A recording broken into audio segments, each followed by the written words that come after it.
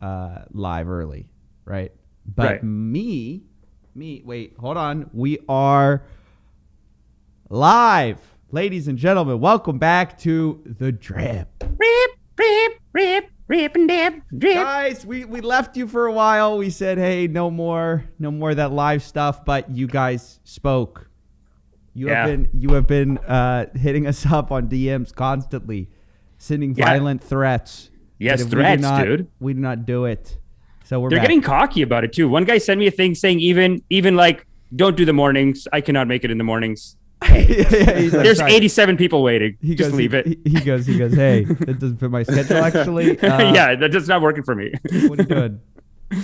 Yo, also, boys, we should probably say, we also have, for the first time ever appearing on CoffeeZilla, our editor, Wyatt. Move your fat head, Amish. What are you talking about? Oh, shit. Look at your face. Move your face. There you go. How do you not? Gosh. Hold on. Don't say fat head. Look at this guy. He makes my head bigger, and then he's like, look at his fat head. Jeez, dude. I'm sorry, Amish. I'm sorry. We are totally blocking the man. Is this way going out or is this way going out? Wait, I'm trying to keep the internet load low. So I can't even see it. Am I behind Amish? Yeah, you're behind Amish. I love that. That's great. It's a great position.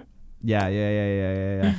Okay, what up, Wyatt? Yeah, so this is our editor, guys. Just came on board. We've been excited to have him, and we said, why don't you come on The Drip? So when we say wrap it up, he can just press a button. So he'll be hanging out. He might throw in some comments every now and then, but there you go. That's it. That's from his own studio too. All right, Wyatt, I'm banishing you to the shadow realm now for now. You'll come back later. No problem. What up? Okay. They're saying you're backwards, Amish. Am I? Hold on a second. What are you doing? Hey, settle it over there, okay? Let me flip you horizontal. Look at this guy. Rolls out of bed, and then he's just trying to he's doing setups from the beginning. Just rolls out and then he's doing setups. I love it, dude. That's right. Classic drip. Yeah, just give me a flip around. Do you know what this is, by the way, Amish? What up? So I can't see anything. This is like the daily driver espresso with some almond milk. But you guys have me with the quadruple shot this morning because I'm so tired. Damn, dude, it's that bad, eh? These sociopaths are keeping you up all night, basically. Yeah. You're talking about the super ego, the you're getting philosophical, dude. That means like it's like when people go into solitary confinement, they come out and they go, do you know what the ego is? That's kind of what you're doing. It's been 2 weeks. They fucked you up. 6-part series. They fucked you up. Their evil is so high. Dude. They got me. Their evil is really bad, though. Eh? They're so vicious. These guys. Yeah, like I do feel like I'm in a loop, actually, a weird kind of strange loop where I will stay up all night investigating. I'll go to bed, and I'll wake up, and it's like, hey, time to hit the books again. Time to hit the blockchain again. It's terrible. Dude, I need to get this story out. I'm ready. I'm ready to get this story out already. It's crazy because you have like there's like different. It almost seems like that's even repeating on a political level because there's so many stories that we have this week on the show. By the way, great topics today. So many stories we have are just like higher level corruption, like the Sackler family I got in, the Facebook whistleblower. I think there's some shenanigans on that. I'm calling shenanigans on Zucks and his whole Facebook whistleblower nonsense. A lot of it, it's crazy. It's like you're doing it, and then on that level too, it's just like the evil doesn't rest.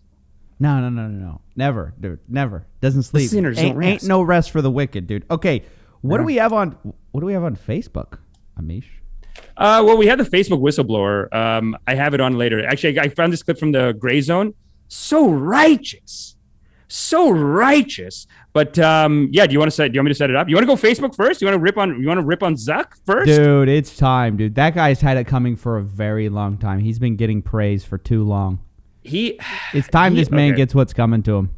We need to stop just being like, oh, he's a robot, and be like, this is like, he's vicious and he's taken over the government. This move, his whistleblower. So basically a big whistleblower came out last week, Ms. Haugen, and the people at the gray zone, they did the research. They're saying she's not righteous. She's acting like Facebook is evil and we need to regulate it and we need to do something. And I'm calling on Congress, whatever. But they're saying that she is not righteous. And I basically, we can hit one of those. Let's talk one about of those links right there, if you want to see her testimony to the Congress. It as well. So she goes after 4 official U.S. enemies in very scripted fashion. Let's. I like this congregation background though. I like that we're in church. Oh yeah. Hold on 1 second. Let me. We're in God's house. Let me set this up so you can see it, Amish. 1 second. Let's see it. Oh, here we go.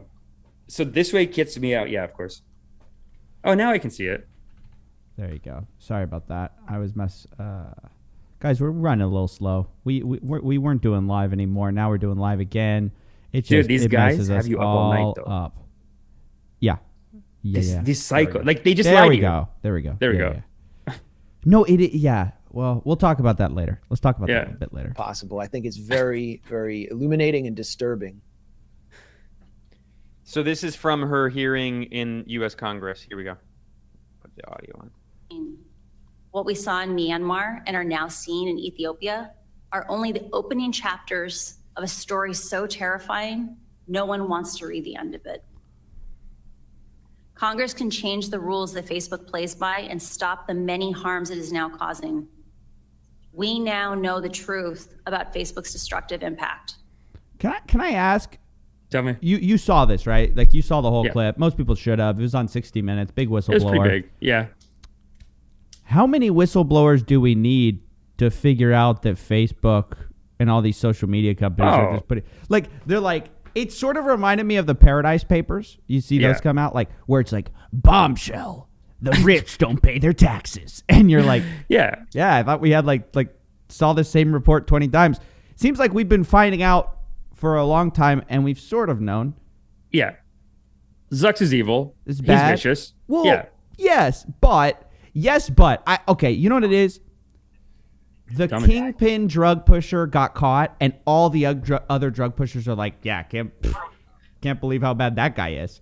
And it's like, right? It's like, oh, you guys do the same thing, dude. I saw Twitter, which is a toxic cesspool, right? Yeah, love it because, of course, but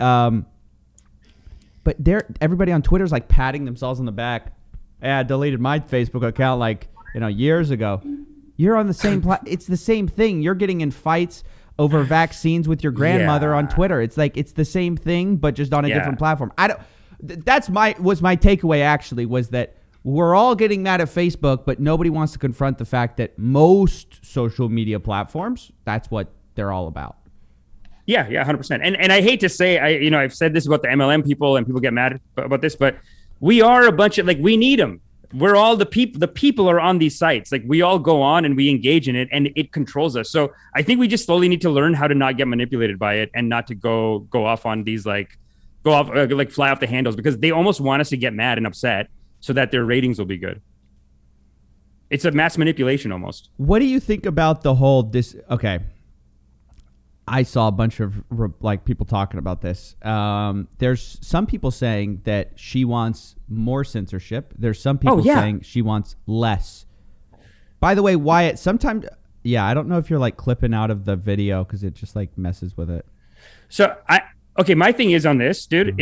It's like remember Adpocalypse, where all the YouTubers basically some guy came in from Hollywood, a lobbying company, started scaring everyone into these guys on YouTube. They're all racist. They're all Trump supporters. They're sexist, whatever. We got to cancel them. We got to demonetize them, whatever. Right. So they called it Adpocalypse. And I think YouTube honestly got suckered into that. I think what Zucks, because he's more evil, he is a little more. I get it. Twitter, YouTube, whatever. But Zucks is a little more. So I think Zucks saw what happened, the Facebook Adpocalypse or YouTube Adpocalypse. And he said, hey, let's get ahead of this. Let's just go, because we've been saying on this for a year now, where all these tech companies, they're huge. They hire 3 people. Your modest $10 million studio has hired more people than maybe YouTube or some shit. They hire nobody, dude. That's true. You hire more people. They hire zero. They don't hire anyone, right? But Facebook says, hey, let's get Congress to pay for it. Go to Congress, do a little show, do a little song and dance. This guy was saying that she lost weight too for the interview. It's crazy. It is such a PR move.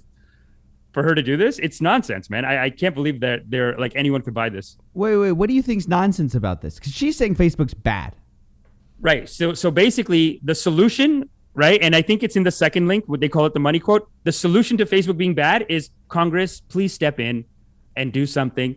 And I think the first step is like, we need surveillance agents. Like she's basically saying, Congress, we need you to approve the budget for surveillance agents to come in, and basically they're outsourcing their own, like they don't want to hire people. Oh, they go like, we cannot be good. You must like basically set up your own government. Dude, that sucks is next level, dude.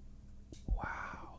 That's next level. Maybe what they're saying is like, look, it's kind of, we don't want to be on an unfair playing field. If you're not going to let us monetize anger, make a rule that nobody can monetize anger, or like what, you know what I mean? Like, yeah. Otherwise we're going to get beaten out by Twitter. Sure, YouTube, but they don't say that. Snapchat. They only talk about themselves. Like she comes in here saying Facebook's bad and I can't believe what we're doing. And we've sinned, Congress, we've sinned. We need your guidance. You need to come in and step in, Congress. It cannot be done by us. This is what this is. And then they want, because the second quote, I think she says it. She's like, we need more surveillance. We need more government regulation. We need you guys to step in because we clearly cannot do this. And I think that's Zuck's master plan. He's a goddamn genius.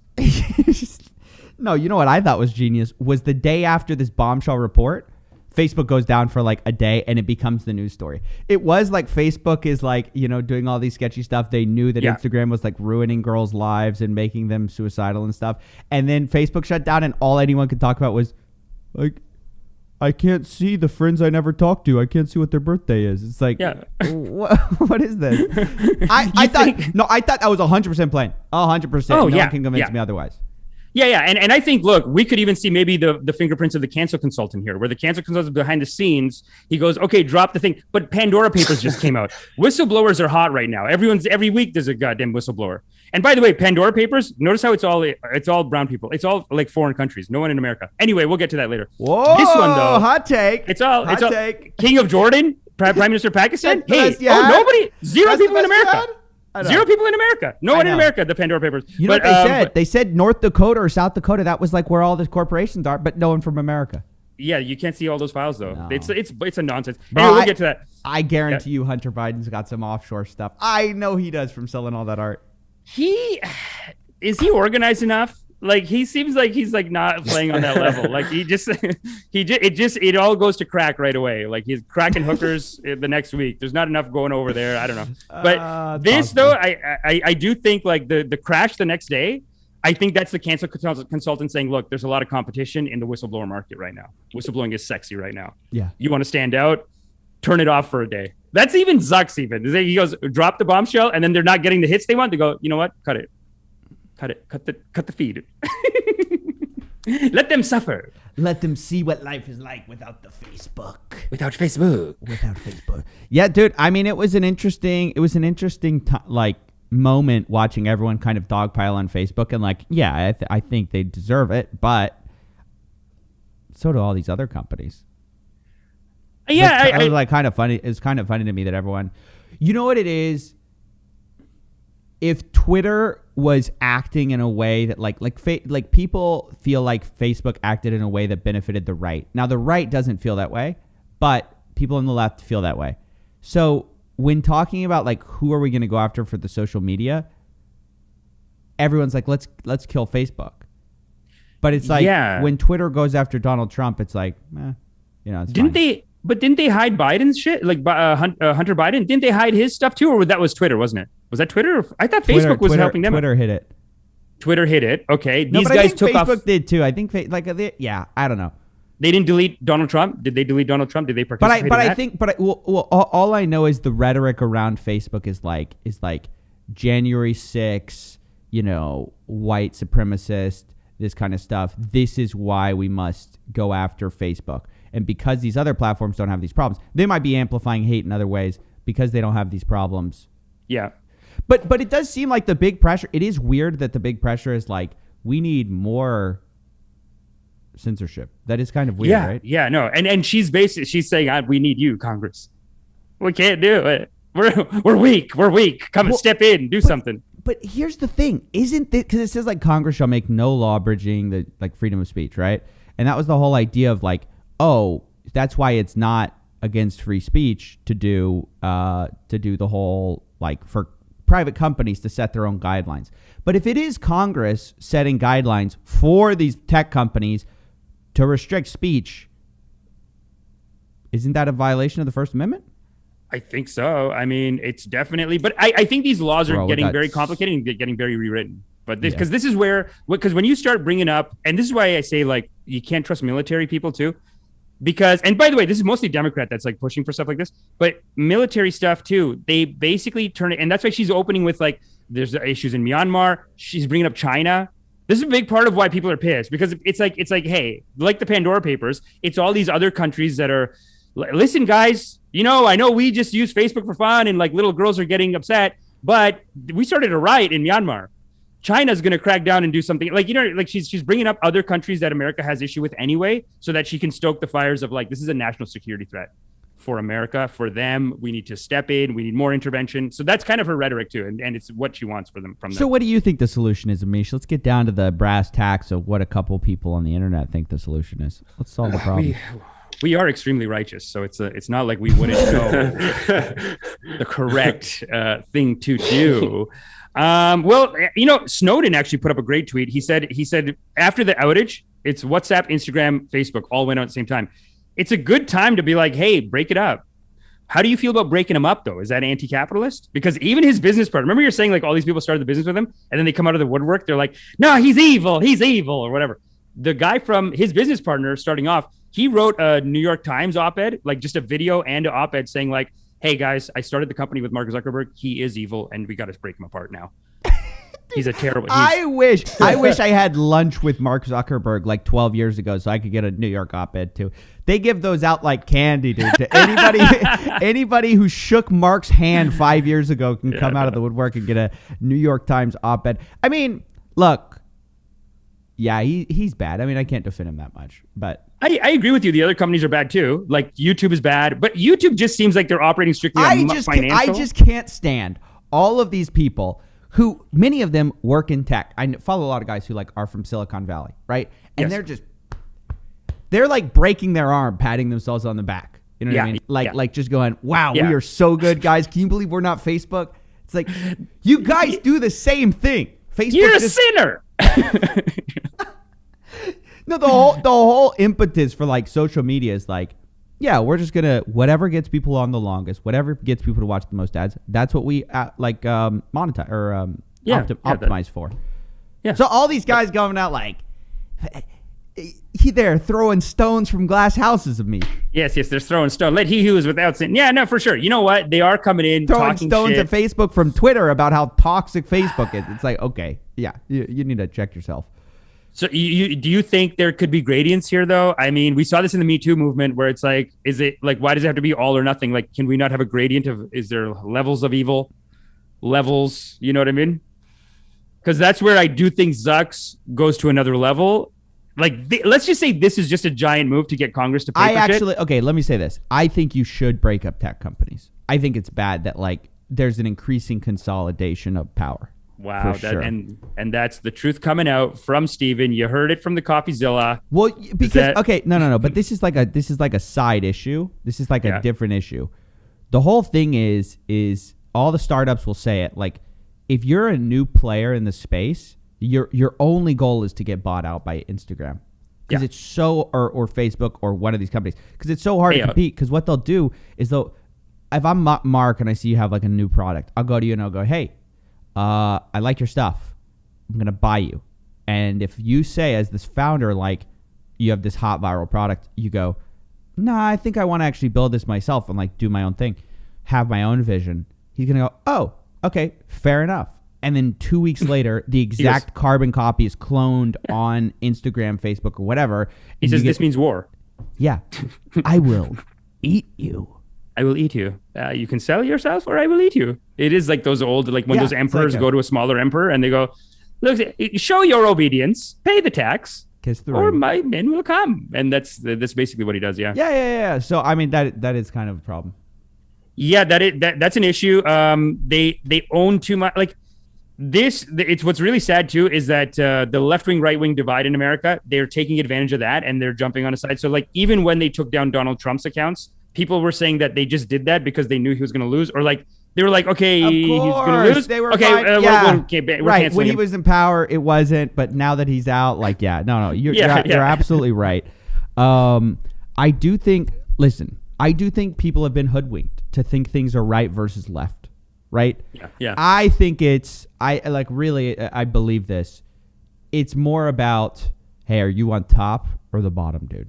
That's what 100%, man. 100%, when it comes down to it, it's about, do you have $50 million in a tax haven offshore? Are you in the, that's it. If you're not in the Pandora Papers, yeah. Hey, if you're not the king of Jordan, you're not in the club. Dude, even Pandora Papers is suckers, dude. It's like the higher elite. They're the ones who paid for that research, and they're getting rid of even the lower level. They're like, listen, buddy, Pakistan, get rid of him. Dude, they exposed Pakistan, King of Jordan, all these guys all over Russia, all over Eastern Europe. You know what's funny is, like, if you're a journalist, you come home and it's like, who are you exposing today, honey? Like a person? No, Pakistan. It's like the entire country. I'm exposing them. Yeah, basically. It's so screwed, man. And they have a video on it, the Pandora Papers, and they think they're so righteous. It's like the gray zone rips them. The gray zone is like, this is all just paid for by like U.S. corporate special interests, whatever, the Pandora Papers, because none of their guys get booked. But then if you go to their website, the Pandora Papers. Who is this gray zone you like so much now? Oh, dude, gray zone is tight, dude. Where are these gray guys? Zone is like, these guys are like, I don't know. They're the real shit, you know? Like it's like, you know, you watch Jimmy Dore and you're like, this guy's righteous. How does he know this, though? Gray Zone is probably the reason that he knows. Even behind, I'd say, Sagar and Crystal, a lot of it, like, these guys come on the show, they talk to them. These guys do the research, man. And they go, too. They just go to like policy wonks or whatever? They're like, yeah, but they're real as fuck, man. They rip on left as much as right, I'd say, almost. Pretty much. I mean, It's at this point, that's why even the left-wing media does not like these guys. Even people like Chank, like, they don't like these guys because they're like, no, you're not pro-war. Like left, establishment left is pro-war. If you haven't dropped a bomb on Syria in the last like 3 seconds, Cenk Uygur is not happy with you. No, dude, he's pissed. He's pissed, and he's pissed at these guys for telling everyone. You know what I mean? Like to be mad about that. Yeah, he's lost his morality.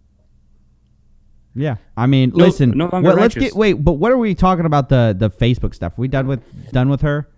Yeah, I think we can wrap this up. I think we can wrap it up on Haugen. Wrap it up.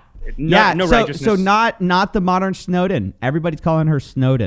Hell, dude, you know, it's so sad because these corporate, like, you're a businessman. God bless America, because they will turn anything into like a business. So even like calling people out, like, oh, whistleblowing. You know what? I think that's a business. Let's go. Let's get on that. Oh, you're saying this is a career move?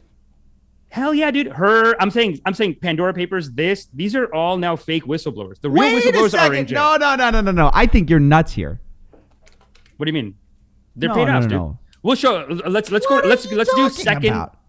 Yeah, these guys are all this nonsense, dude. What like this is like the standard take, I'd say on this. You think the Pandora Papers are paid off? Yeah, these guys do too. There's clips in here. You better shut your mouth. Hey, watch That's it, dude. Because you're Americans? Because you're precious Americans. They're real journalists. You know somebody got killed in the Panama Papers for exposing the stuff? They're the same journalists. I mean, look, man, I'll tell you. You thought that was a false flag or something? Like they were paid off to get killed? They're exposing the super rich. Let's go into that one. Yeah, from other countries, dude. They're enemies, super rich enemies only. But let's go to the next clip. If you go to our U.S. spies, they're places from everywhere. All right, fine. Let's go. Our U.S. spies. Wow. They're the third clip in there. The third topic is our U.S. spies behind the Pandora Papers ? And that is the gray zone. And I'm telling you, they are righteous, brother. It's hard to imagine. I know. Listen, God bless America. I want America to be number one. I want America to be great. And I want to say God is great. God bless America. But you always get me on this because you always go, oh, America's number one. And I'm like, all right, I'm going to meet your side again. And then you go, but it's good for it's good for the culture too. It's good for the congregation because that's how we bring them in slowly. But these are two of your American men that are saying it. They are American citizens that have created that are on this channel. These people, Amish. You always find the people who agree with your little crazy. No, it's the people behind the people. But check this out. Our U.S. spies behind the Pandora Papers. Okay. I'm saying 100%. Of course, yes. No, okay. I'm going to say yes on that. But these guys have some proof on it. That has been commented on that was conveniently left out of the Panama Papers And it's really striking. This is a map of all of the politicians who were implicated in this new so-called leak of the Pandora Papers, where the politicians are located. Again, these are politicians who use offshore bank accounts. And the darker red on the map, the more politicians, and the lighter red leading to white, the fewer politicians. I think I see where they're going with this. Yeah. Listen, okay. Wait. I don't think this shows U.S. spies. I think this shows that they learned their lesson from Assange, right? Maybe, right? No, agreed. What Julian Assange realized is you can call out one guy, you can call out two guys, you can call out three guys, but you better not call out all the guys because you lose friends when you publish stuff, and you need friends when you're exposing like heads of state, right? So he pissed off everyone. So there's nobody in power left willing to go to bat for him. Maybe what the ICIJ realized is, hey, we're going after Mother Russia. You know, we're going after Putin. Yeah. We better have daddy's back. You know, these guys are funded by the U.S. I mean, they're funded here. They're funded by U.S. billionaires and government, like the Sackler family, which we'll get into in a second. I know you're like, hey man, someone's got to pay for it. Okay, it's just funded by a U.S. lobbying group. But check it out. All right, I think they're going to mention it. I can't believe you're exposing the exposer. You're exposing Pandora Papers right now. Yeah, that's how righteous we are, brother.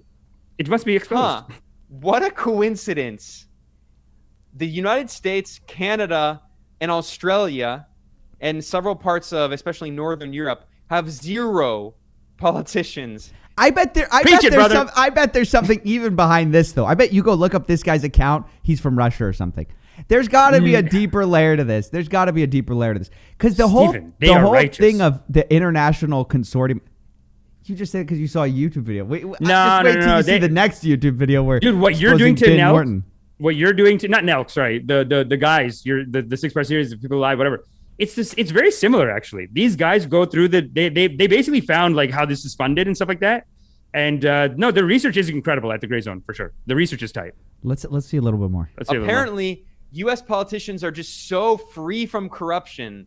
The ICIJ, they worked with hundreds.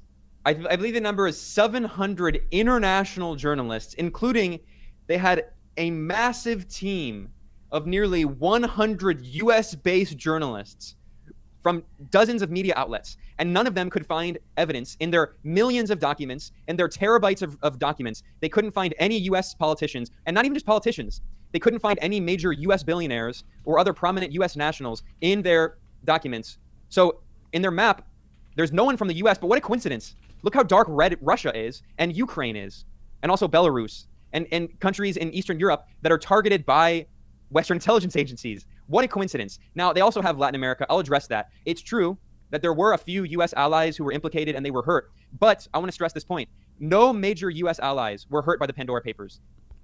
I don't know, dude. I kind of see where this guy's going with it. You got to follow the money, though. The funding comes from U.S. Like the funding comes from CIA.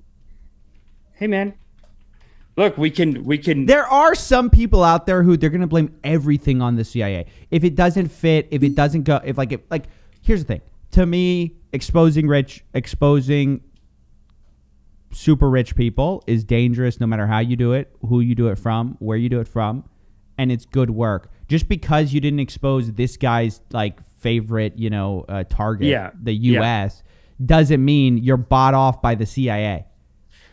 Look, man. Here's why. This would have to be the next level psyop, because then that would mean Panama Papers were bought, the Paradise Papers, because it's the same guys. Paradise Papers were bought. Yeah, Panama Papers were halfway there. They talk about that. They were not halfway, but a lot of it is they only showed certain people. But this one is completely sold out. They were Panama Papers was legit-ish, and then this one's completely just who are these guys?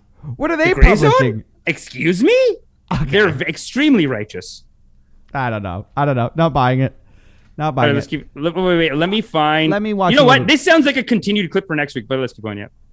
Zero major U.S. allies. There were a few U.S. allies who were at the end of the day ultimately disposable and who are minor U.S. allies, like the president of Chile, Sebastián Piñera, who is a billionaire oligarch, and also the right-wing president of Ecuador, Guillermo Lasso, who is also a multimillionaire oligarch. He's a banker. I want to point out that their use of offshore bank accounts was already widely documented.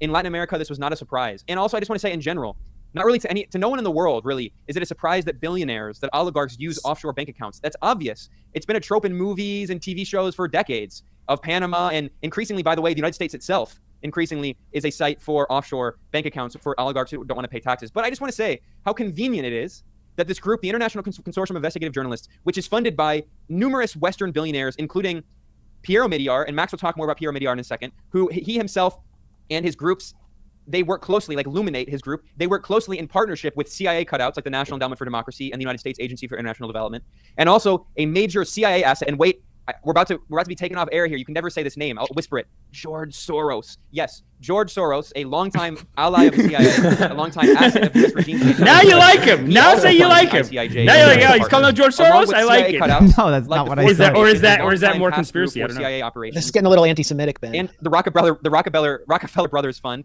another CIA cutout. The point is that this group partners with all of these CIA cutouts and is funded by Western billionaires. And it's so dedicated to showing us how corrupt Eastern European the Slavic oligarchs are. But what a coincidence. There are no Western oligarchs included in their documents. I'm just going to go out and say it. I think it's very likely that this is yet another example of what is called a hack and dump operation. That is where a Western spy agency, likely a U.S. spy agency, hacked these materials, sifted through it, removed materials that would violate national U.S. law because this is a U.S. spy agency, so they're not going to implicate U.S. nationals and U.S. politicians, and then selectively gave that information. They dumped that information with ICIJ, which is funded by CIA cutouts and Western oligarch billionaires, and then they selectively gave that information to a carefully selected team of media outlets that are on message, some of whom are also funded by the U.S. government, and of mainstream corporate media outlets like The Guardian and BBC to release these materials. And Max, you pointed out on Twitter that more and more this is becoming a tactic that we've seen, and outlets like The Guardian have benefited from these hack and dunk operations, very likely.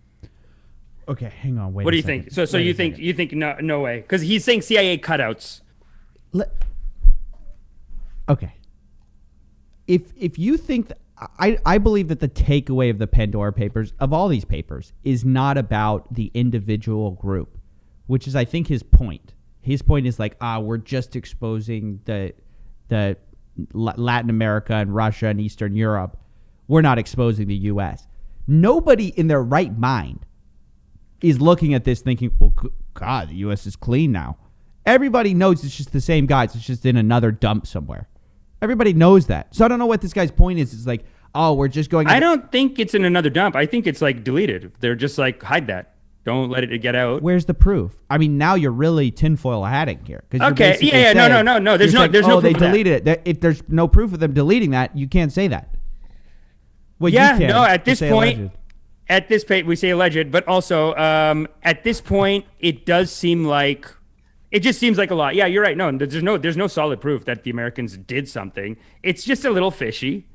It's just a little sexy too to put out these leaks. I think the leaks are getting sexy, and a lot of these guys are like, let's get ahead of the game. Let's not suffer like we did before. Find the papers in advance, and then we'll make some organization and we'll leak it. That's what it looks like. ICIJ but yeah, you're right. It's a theory. The ICIJ is not like with the CIA though. I mean, there are literally 700 international journalists. This isn't. If it was just U.S. journalists, that'd be one thing. But you're talking about you're saying 600 of those journalists of the 700 said, yeah, you're right. Let's not leak anything on the U.S. I think these guys get the documents and then they can decide what to redact and what not to redact, basically. No, I think they are literally publishing everything. No, he just said that they're like hiding some of it. They're not releasing everything. That's the thing. That is one thing that is different from this. I think this guy's a Putin puppet.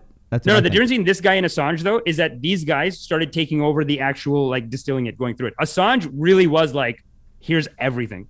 That's one major difference, though. They don't do that anymore. Now they do, like, this is the stuff that we can and can't, like, what they clouded in legal talk, but at the end of the day, they're not exposing it all the way Assange did.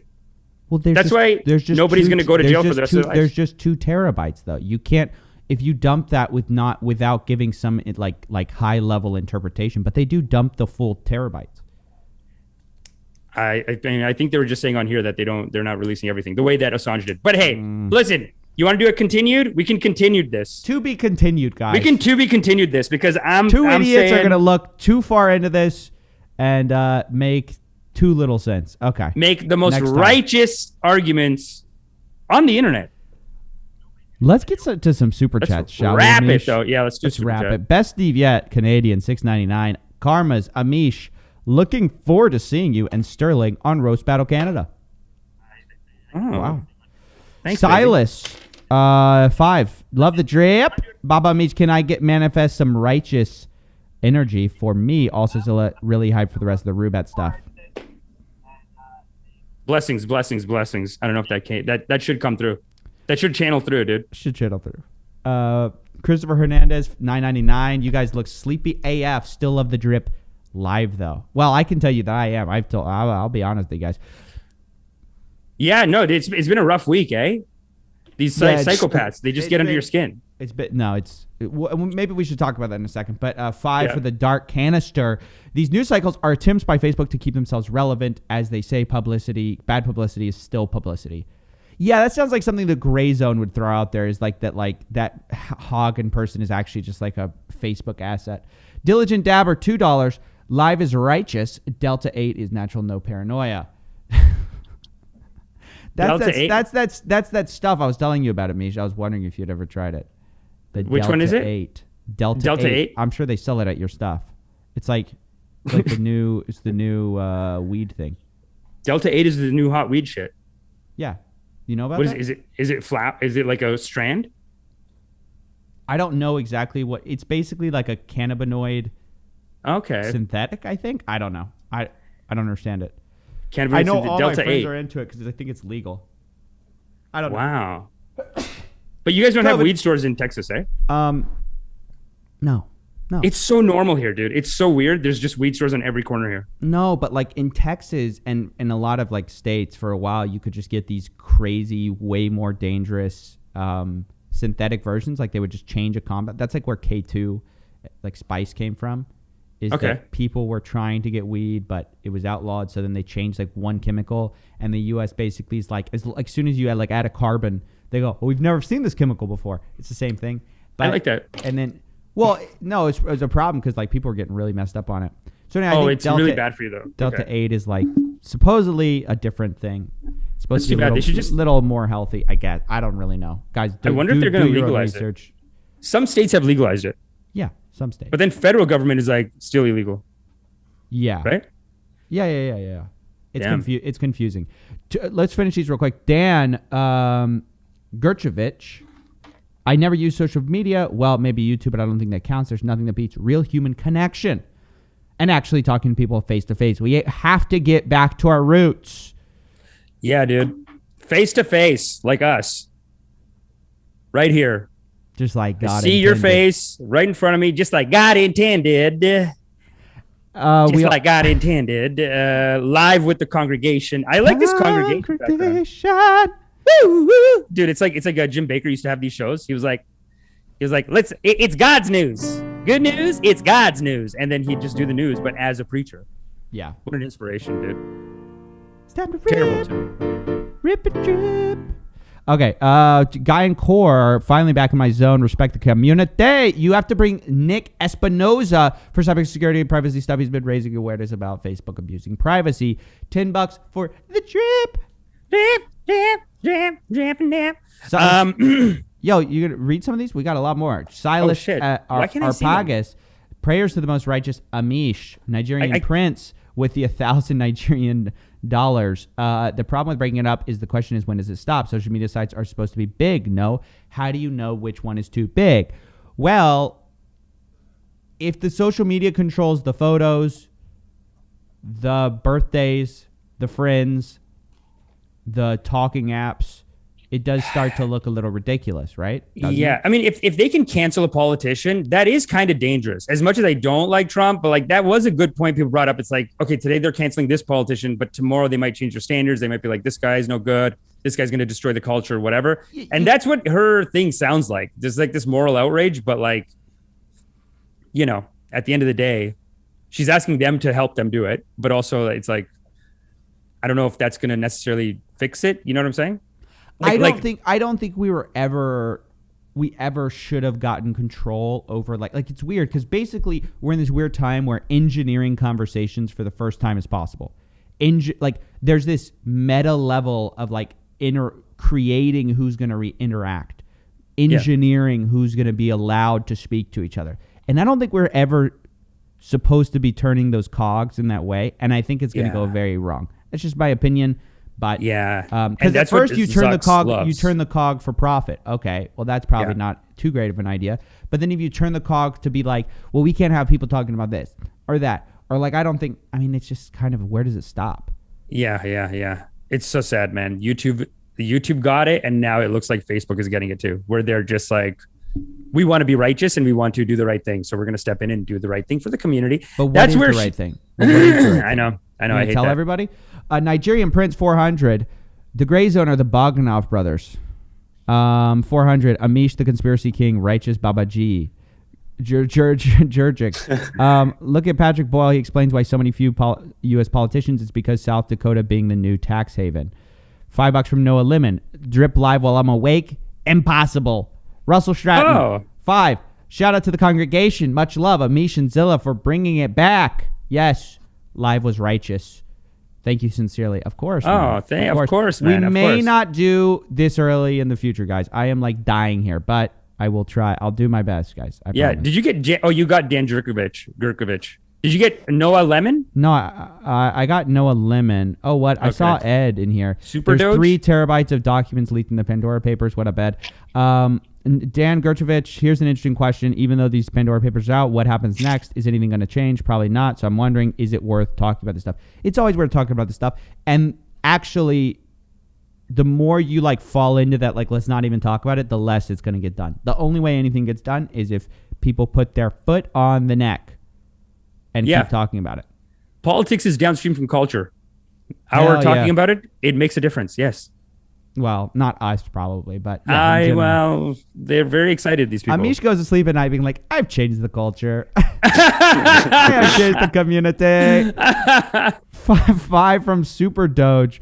Have you seen a meme coin with the okay, thank you. Noah Lemon. I don't mind. We'll take your 5, but we're not going to give you an ad. He says that there's 2 Emmy writers on the thing. Oh my God, Super Doge, stop it, dude. What are you doing? Noah Lemon.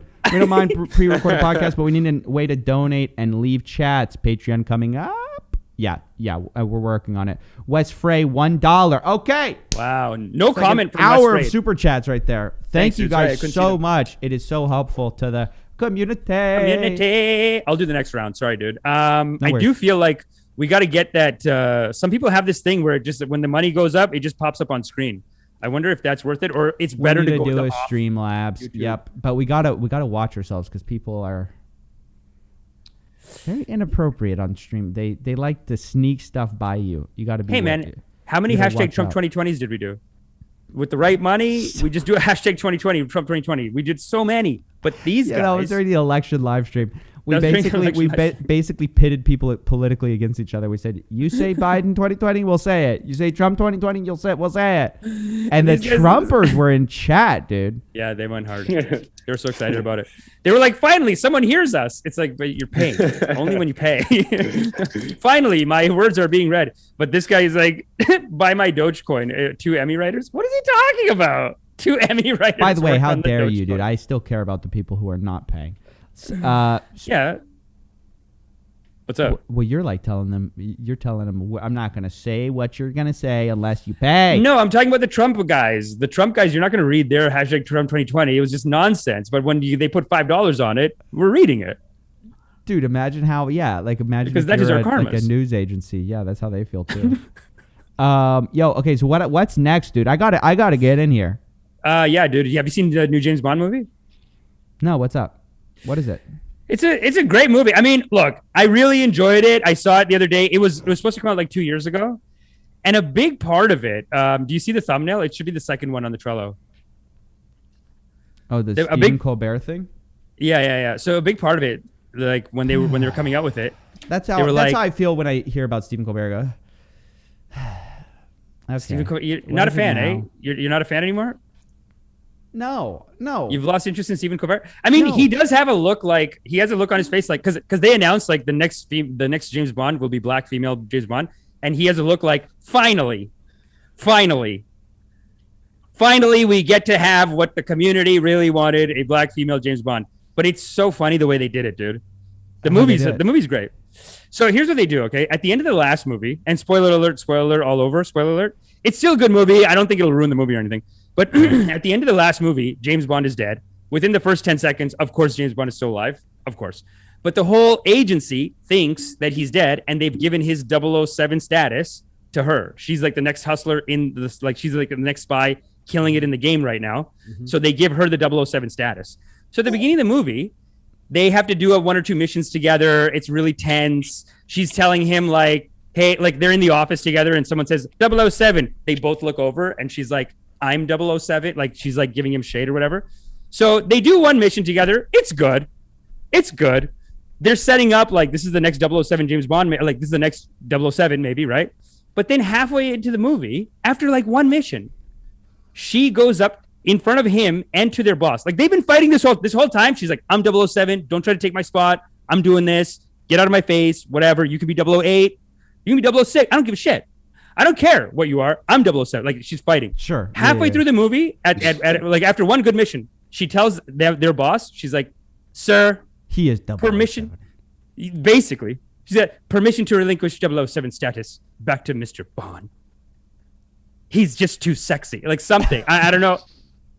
So they give it to you. They give the social justice thing. They advertise with it. Everyone's doing it. They give it to you, and they go, no. I get it. Yeah. No, they go. We gave you a black female 007 for 30 minutes of the movie. There you go. 30 minutes. 30 minutes. You had your black female 007, and then we say no, and then she gave it back. She only gave it back. So it's all, dude. What? How insulting to do the line even. It's terrible. It's just so dumb. Like I'm not buying it. I'm not buying it. Like, look, they both did good. She did her job. She was tight. Mm-hmm. And she's a beast. She beat the shit out of a bunch of people. She did great. Why is she coming back in the office saying, sir, I just must say that. Like, the people are dying. She goes, sir, permission to relinquish 007 the Bond status. franchise is like, it's its own thing. I mean. Yeah, you can't go from, like, the sexist shit it's been. Because it is pretty rough. Like, they like, dude, I think it's just like, it's like so shoot them up. Yeah. Have sex with women. That's the Bond franchise. Yeah, dude. And I just saw a clip of like 10 inappropriate Bond moments, whatever. Dude, there's moments where Sean Connery's just like slapping a girl's ass. Go on, man talk. Like he does stuff like that. He just smacks girls and like pushes them against the wall. And then they're like, oh, like there's one where he's just like, he smacks her. He's like hitting on her, whatever. And she's like, behave, Mr. Bond. Stop it. I don't want this. And then after like another, like one more smack, and she goes, oh, Mr. Bond. You're so your charms cannot, like just a lot of movies did it back then. It's just weird to go from that to like black female 007. Like they have their tropes. They're a big part of their thing is like they have the hot girl that he's gonna bang, like just randomly bang some other hot girl in the movie. Sure. She usually dies the next day. Yeah. Talking shit like this. The whole thing to me too is a bit of it is a bit of British propaganda, and you're gonna hate this point now, I bet. But what you are gonna love about this is that, have you ever noticed, like, do you watch James Bond movies? Not really. I watched a few. I mean, I'm not like, but I'm not a diehard. For sure not a diehard.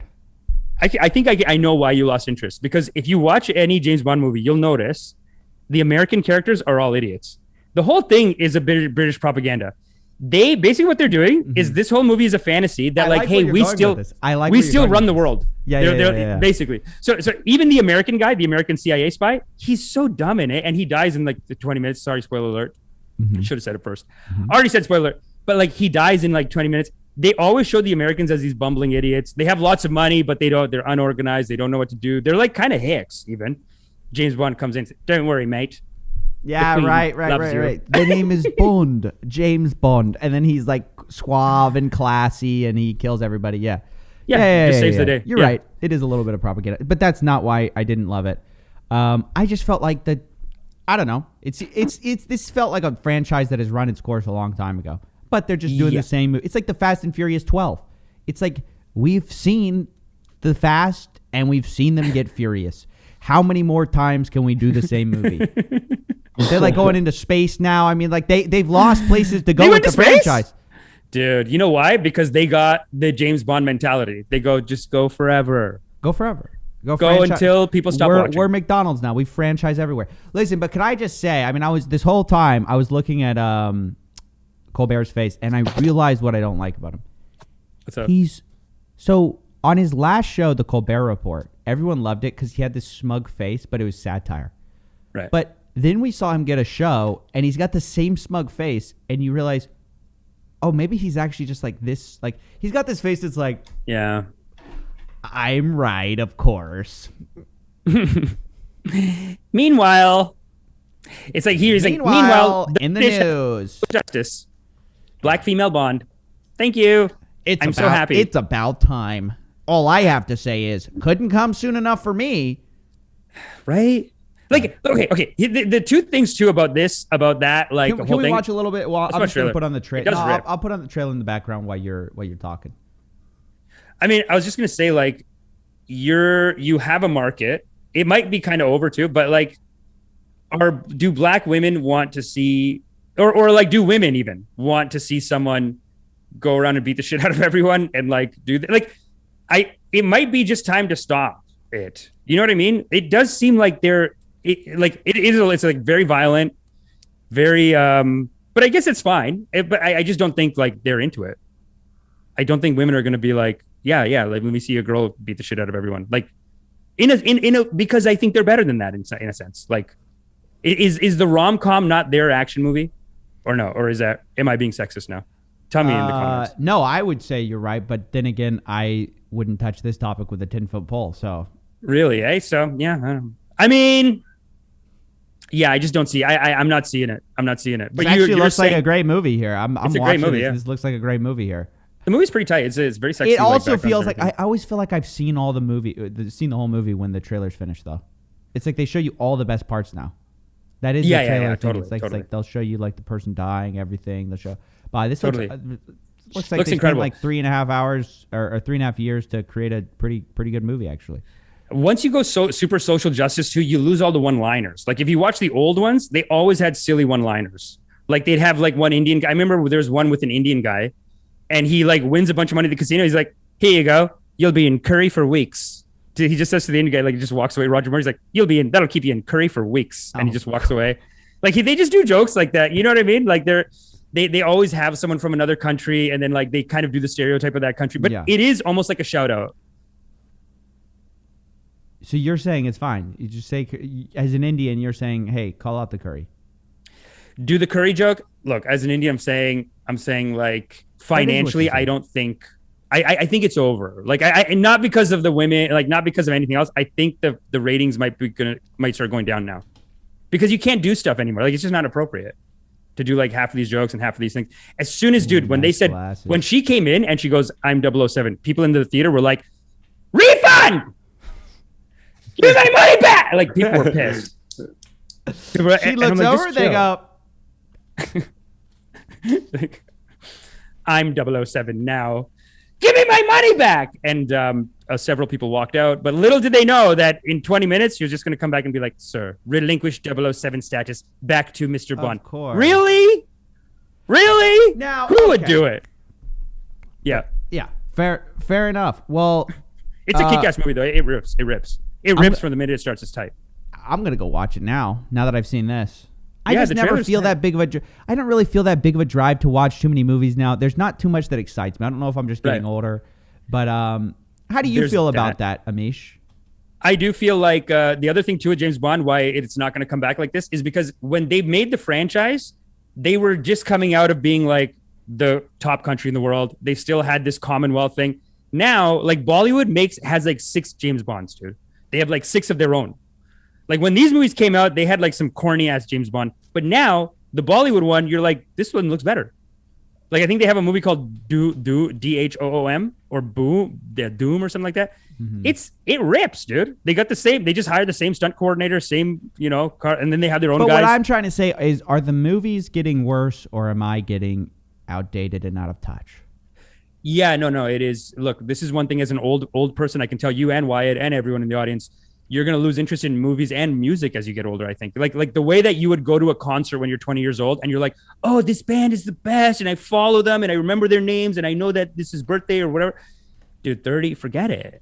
You're not going to remember some guy's birthday. You're not going to be like, did you know it's his birthday today? It's over. It's over. I don't care. And then you're going to just kind of be like, play my old hits. Yeah, I'm glad to know that I'm like just normal. So crotchety old 27-year-old. Honestly, I think movies and music maybe are for young people almost a little bit. Like it's to almost bring them into life. Like new music is for young people, it seems like. And then as you get older, and I've heard like famous stories of this where like Rolling Stones will be doing a reunion tour, right? And they'll be out and it's the Rolling Stones or like some major band and they'll play a new song and their fans who have paid hundreds of dollars, they play a new song. They go, shut it off. Play the old track. That's it. Yeah. I don't need your new shit. Yeah, Get out of my face. Know, play the old stuff. I don't want to learn. Yeah. Yeah. Then they're pouring their heart out, like after my divorce. It was tough. Shut up. Yeah. Play. What's like that famous one that they do from Journey? Don't stop believing. Play it now. Can you imagine being? They probably regret ever writing that song. Don't stop believing. I'm so sick of it. I never thought the day would come. I don't care about it anymore. Yeah, agreed. Okay, so Super Chats, let's wrap it up. Super Chats? Wrap it up. Well, can I, and while we do this, I want to talk to you about Dave Chappelle. Did you see the new show, Dave Chappelle? I haven't seen it yet. We got to watch that. You haven't seen it? No. Amish, do your homework. Dude, I've been telling you all week, just text me whatever you want to talk about. Just text it, baby. Just shoot a text. That's it. Yo, do you want me to do Super Chats? Cat, $20. Honestly, as a black woman, I am sick to hear all those debates. Almost feels like we can't deserve anything. Who cares about whether she is black or not? She or he better be a good actor. Anyway, you guys are the best. Thank you, Kat. Really, you really had us worried until you at the end. She said, "Anyway, you guys are the best." I was like, "Oh my God, where is this going? This is going to be on some no. Thank you, Kat. Appreciate you. No, I think like I really enjoyed it. It did feel a little bit like when she said relinquish 007 status. I'm like, guys, just don't do it then. Just don't do it. Just don't call her 00. Like, what is this side story? It's just like a nonsense side story to do some social justice like controversy. Maybe I don't know. But I thought it was ridiculous. But luckily, like, I don't think anyone's really up in arms about it, so it's fine. Man. Oh, C-Mace, $5. I'm just here for Amish to change my culture. C-Mace. Yes, brethren, by the grace of Allah, we will take Allah's glade and make all American swear by his number. I'm just kidding, guys. I'm just kidding. Just kidding. Hindu. Just kidding. I can only see 2 Super Chats. Can you see more Super Chats than me? What did you see? I don't know if it's I don't know if the internet's slow or if it's just like Canada's like or YouTube is like you're not allowed to see some of these Super Chats for some censorship. I don't know, but I feel like you read like 6 and I'm like I can see 2 of those. Yeah. Here for Amish to change my culture, dropping in the appreciation for dripping live again. Amish is so underrated. Coffee, love all your vids. Vish, love the drip. Steven, what's your favorite type of coffee? Amish, love your carbs. Dude, bless you, Bob, for your righteousness. Did you already Amish is so underrated. Not coming through, man. Can you believe this? Wow.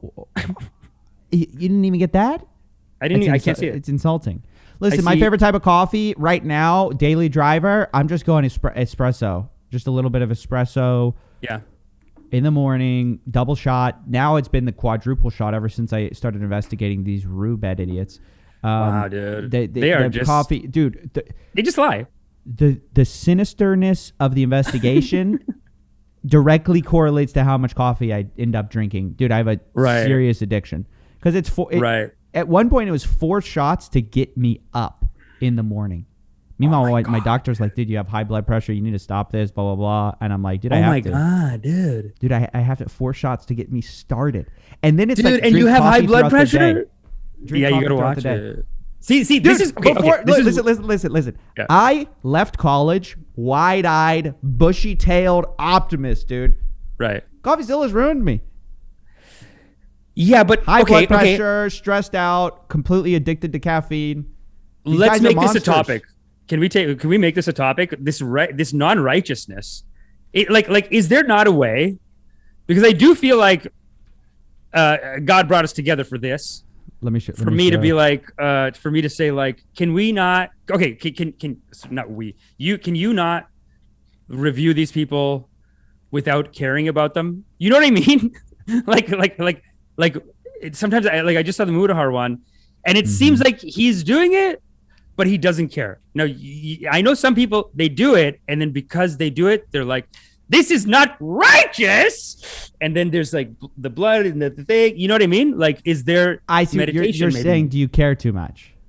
Maybe it's just like a meditation to remind you that this is where forgiveness meditation is so powerful. Because honestly, and I've been talking about this for like a year. It's not that I care too much. It's that it's exhausting keeping up with these guys. I feel like I'm just a man, Amish, fighting thousands. There's Understood. so many more scammers than there is resources. Wow. And you're just talking about scammer level. Well, I feel bad because everybody is constantly giving me these topics that I can't cover. And so I'm like, dude, the amount of people slipping through the cracks right now. So anyway, let me show you this. Yeah, let's see. Because look at me in 2019. Okay. Oh yeah. That's me in 2021, 2019. Look at me. Yeah. Just a cute little kid. Just a snot-nosed, Cheeto dust finger, cute little kid, dude. Yeah. Sun in his eye. Life was so much simpler. Pep in his step. I probably skipped. I don't know if that's true, but I probably skipped when I was walking. Now, dude, I just I do the Weinstein. I go kind of, I'm gonna be in a walker pretty soon. I'm exhausted. Well, this is the film noir CoffeeZilla. Like, this is what it takes to be the sheriff, I guess. But maybe it's like, because it does seem like the anger creates bodily harm, and you're saying there's blood pressure issues. But does the anger not create the shit? Like, are you getting mad versus saying they are foolish, they don't know what they do? No, I don't actually get that mad. No, okay. Cool. I'm pretty calm about it's funny. It's in a lot of ways, I usually try to keep it I think it's kind of ridiculous. Yes. But it's too much. It's too much, dude. It's too much. There's just too many things to cover. You're saying not the individual people you don't care. In 30 minutes. Yeah. It doesn't piss you off that this guy's with Nelk. Then I know you're a fan of Nelk. You enjoy Nelk, the videos. Like, you think they're killing it. I feel like you told me that one time. Yeah. No. They're happy to stuff and stuff. I think it's top notch. Yeah, it's smart. So tight, right? Smart marketing. But does it bother you that this guy's in the crew? Like, how deep in the crew is this guy? Because I feel like he's friends with them. No, the guy that you're calling out right now. He's part of Nelk. Oh, he's part of Nelk. Yeah, he's part of Nelk. Again, no. I feel like you're trying to therapy me into admitting that I secretly get mad about this stuff. I don't. You don't? No, I really don't. I promise. Okay. It's just too much. It's just a constant onslaught of. Well, what it does is you don't get mad about the. I'll give you this. I'll give you a bone. Okay, I don't get mad about the actual case itself. It does color your view of life in general. It makes you more pessimistic. Oh, dude, yeah, that's what I'm talking. That's. But that's not anger though. No, it's almost a little worse. More pessimistic. It's just at least anger gives you energy, now it's gone past anger, and now you're just well, just seeing too many of these cases where nothing happens to these people. I know. For what they do, you just go, that's a bad pill to swallow. It is a hard one to swallow. So it's almost there's a new joy. I don't know. But it happens with stages, I've heard, in people's careers, where even writers do this, when they first start writing, they're like, I'm going to be famous. And then 5 years in, they're like, I'm getting paid. And some people just chill the fuck out. Some people are like, I'm getting paid and I'm not famous. And that's kind of better. But then some people, though, they can't stop. They're like, I'm not famous. What am I doing? I'm going to go. Mm-hmm. And then their writing starts to suffer. And then they almost stop doing writing and they're just doing all politics. They're just fighting with people all the time and getting mad. And they're like, I don't work with those guys anymore. There's people I know that are they had a TV deal and then they yelled at the executives and they left. And I'm like, what do you mean you yell? And they're like, I'm sick of it, dude. I don't care. Took too long. They did this. They said the wrong thing. I said, you know what, dude? F you, dude.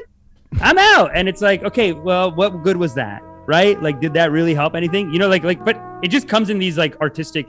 I mean, you even see it on YouTube too. All these internet AJ videos where he's just the rise and fall of this YouTuber, where you go the guy just people just go burnout on the YouTubes. It just becomes too much for them emotionally. Doomer. That's what that's the word for it, right? You're a boomer. Doomer. Steven, I'm a millennial, please. You can't have clips like that on the internet. Yes, I'm technically a millennial. Ladies, I'm technically a millennial. Millennial. Don't say ladies. I love that we say technically. Technically millennial though. Technically. I mean, I looked it up one time and that's what they told me. So that's fine. But yeah, doomer is tough, man. You're not a doomer, but no, I'm not. No, I am an optimist at heart. Yeah. But I wonder if those days are limited. Are those days numbered? Being an optimist. But can I just say this? Like this is what they teach in these forgiveness meditations: is that they are foolish, they know not what they do, and once they are educated, they'll come around and stop being the way they are. No? Are they like looking at them as just this person's just foolish? Sitting in your yoga class, that can sound very nice. I know, you're out in the game. It's a grind. When you're in the streets, Amish. What was that guy? When you're out in the streets. What was that? The Indian guy that you interviewed. Sorry, good. What? What'd you say? The Indian guy, dude. That was such a stressful. Oh, Billie Jean was one of my favorites. No. Listen, guys. What's the chat saying? I want to get a live pulse on the community on this one. I want to get the because it does like Billie Jean was like such a fun one too. Coffee's a cynic. I love that analogy. Coffee. When is the Coffeezilla soundtrack coming? Oh, we're playing it right now. This is the LA Noire soundtrack. So tight.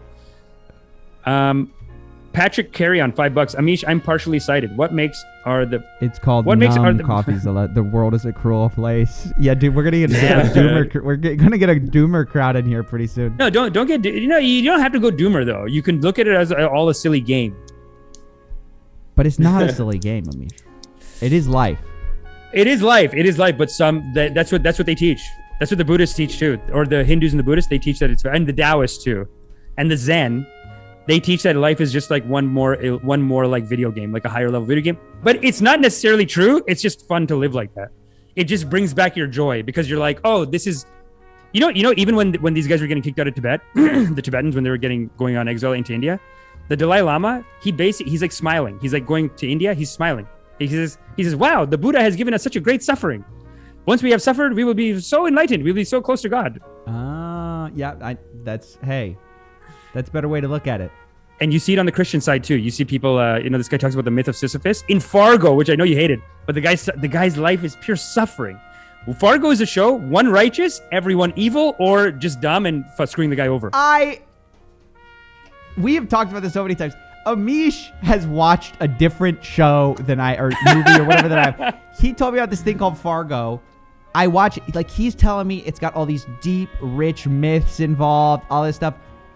It's a regular movie. It's just like a regular. There's nothing. So the TV series, at one point he talks about the myth of Sisyphus, where like the bad guy's trying to tell the good guy, he's like, this life is meaningless. You're like Sisyphus. You just push the boulder up the hill every day. You wake up, you suffer again, and you suffer again, and you'll suffer the same suffering for the rest of your life. Just like the myth of Sisyphus, where he's pushing the boulder up the hill. But then the guy, the righteous one, he says, but pushing that boulder is joyful for me. I enjoy pushing it.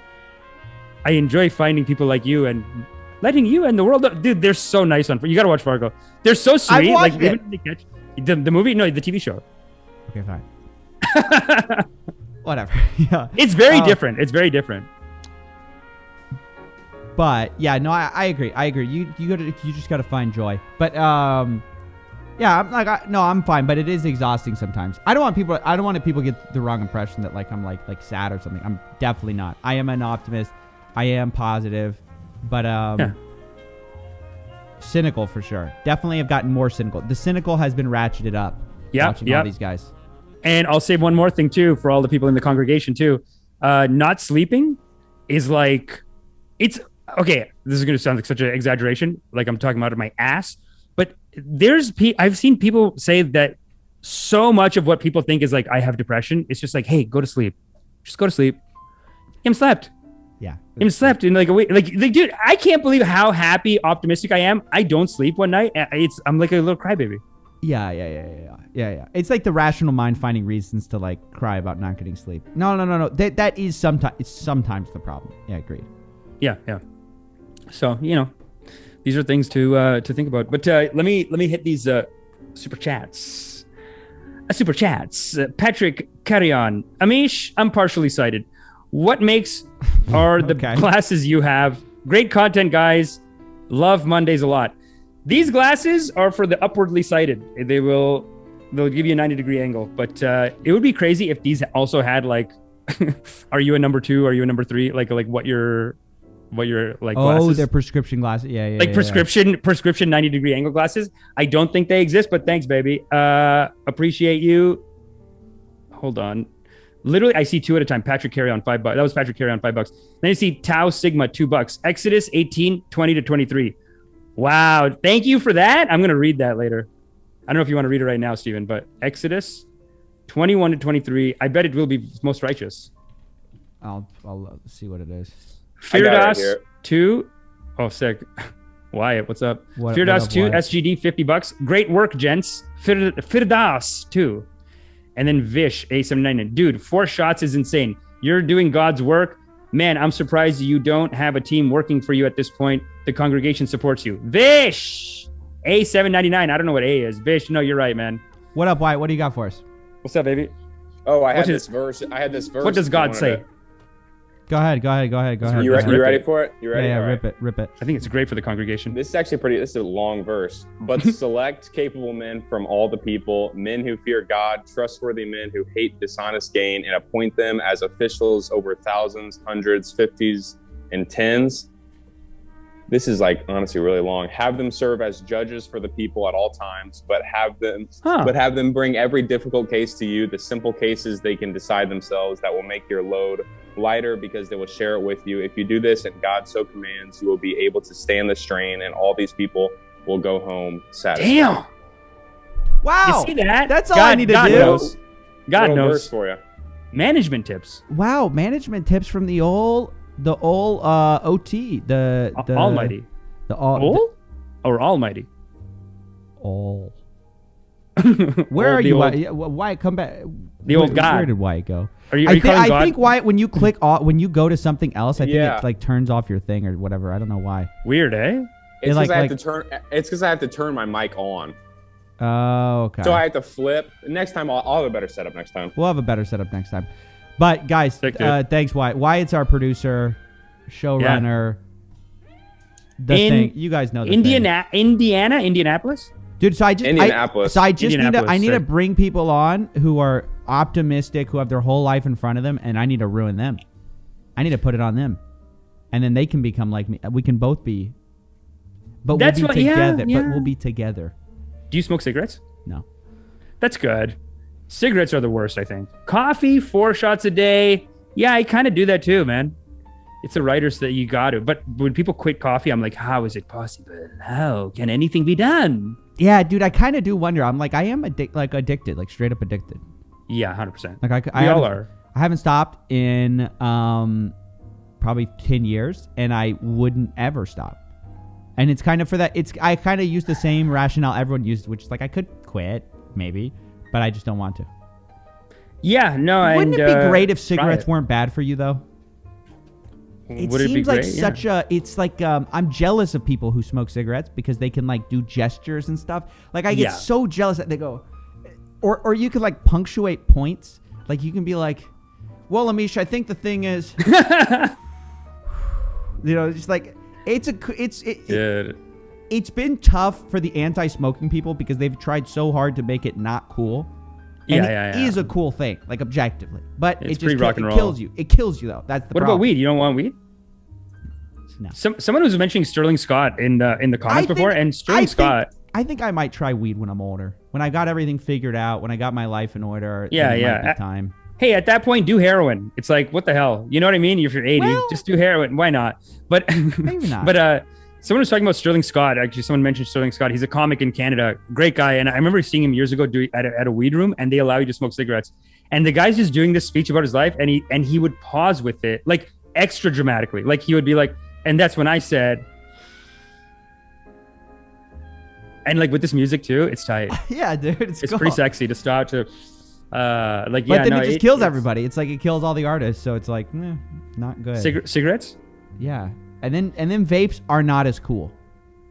No, vapes didn't cross over. No, the coolness didn't cross over. But it's safer. But it's not. It's just not. I hope it's safer, man, because everyone I know who's on vapes is like, what? It's vapes. It's nothing. But they're doing it all the time. Well, yeah. No, I mean, I'm sure it's something. I'm sure it's not good.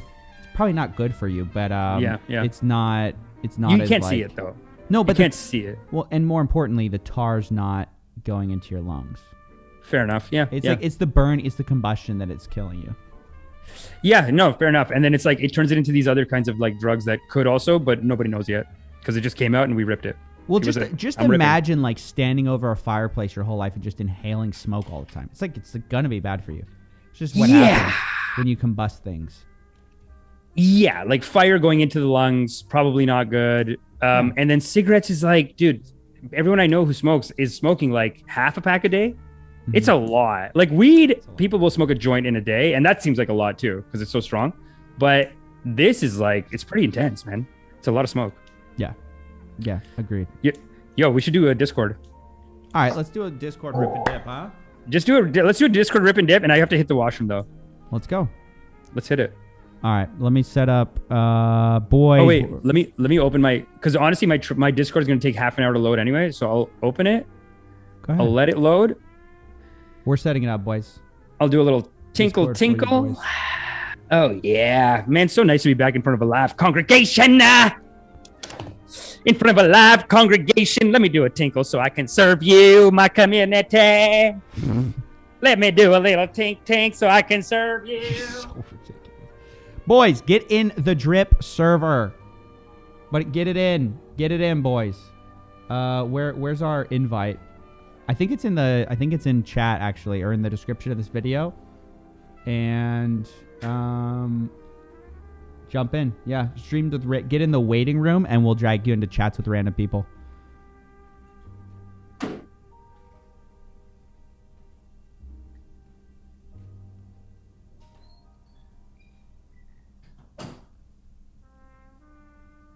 Look at this guy, Alan Mex. I got a feeling they canceled the drip tomorrow because of Coffee's investigation.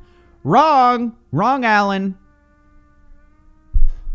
Incorrect. Yeah, Wyatt, we need you to like get some other setup for this thing. Don't worry about it right now. I got you. I'll work on it. We'll get it figured out. We're gonna get For Wyatt. sure. Gonna get Wyatt all set up, dude. Wyatt, in 2 years, you're gonna look like you're 45. You're gonna be like me.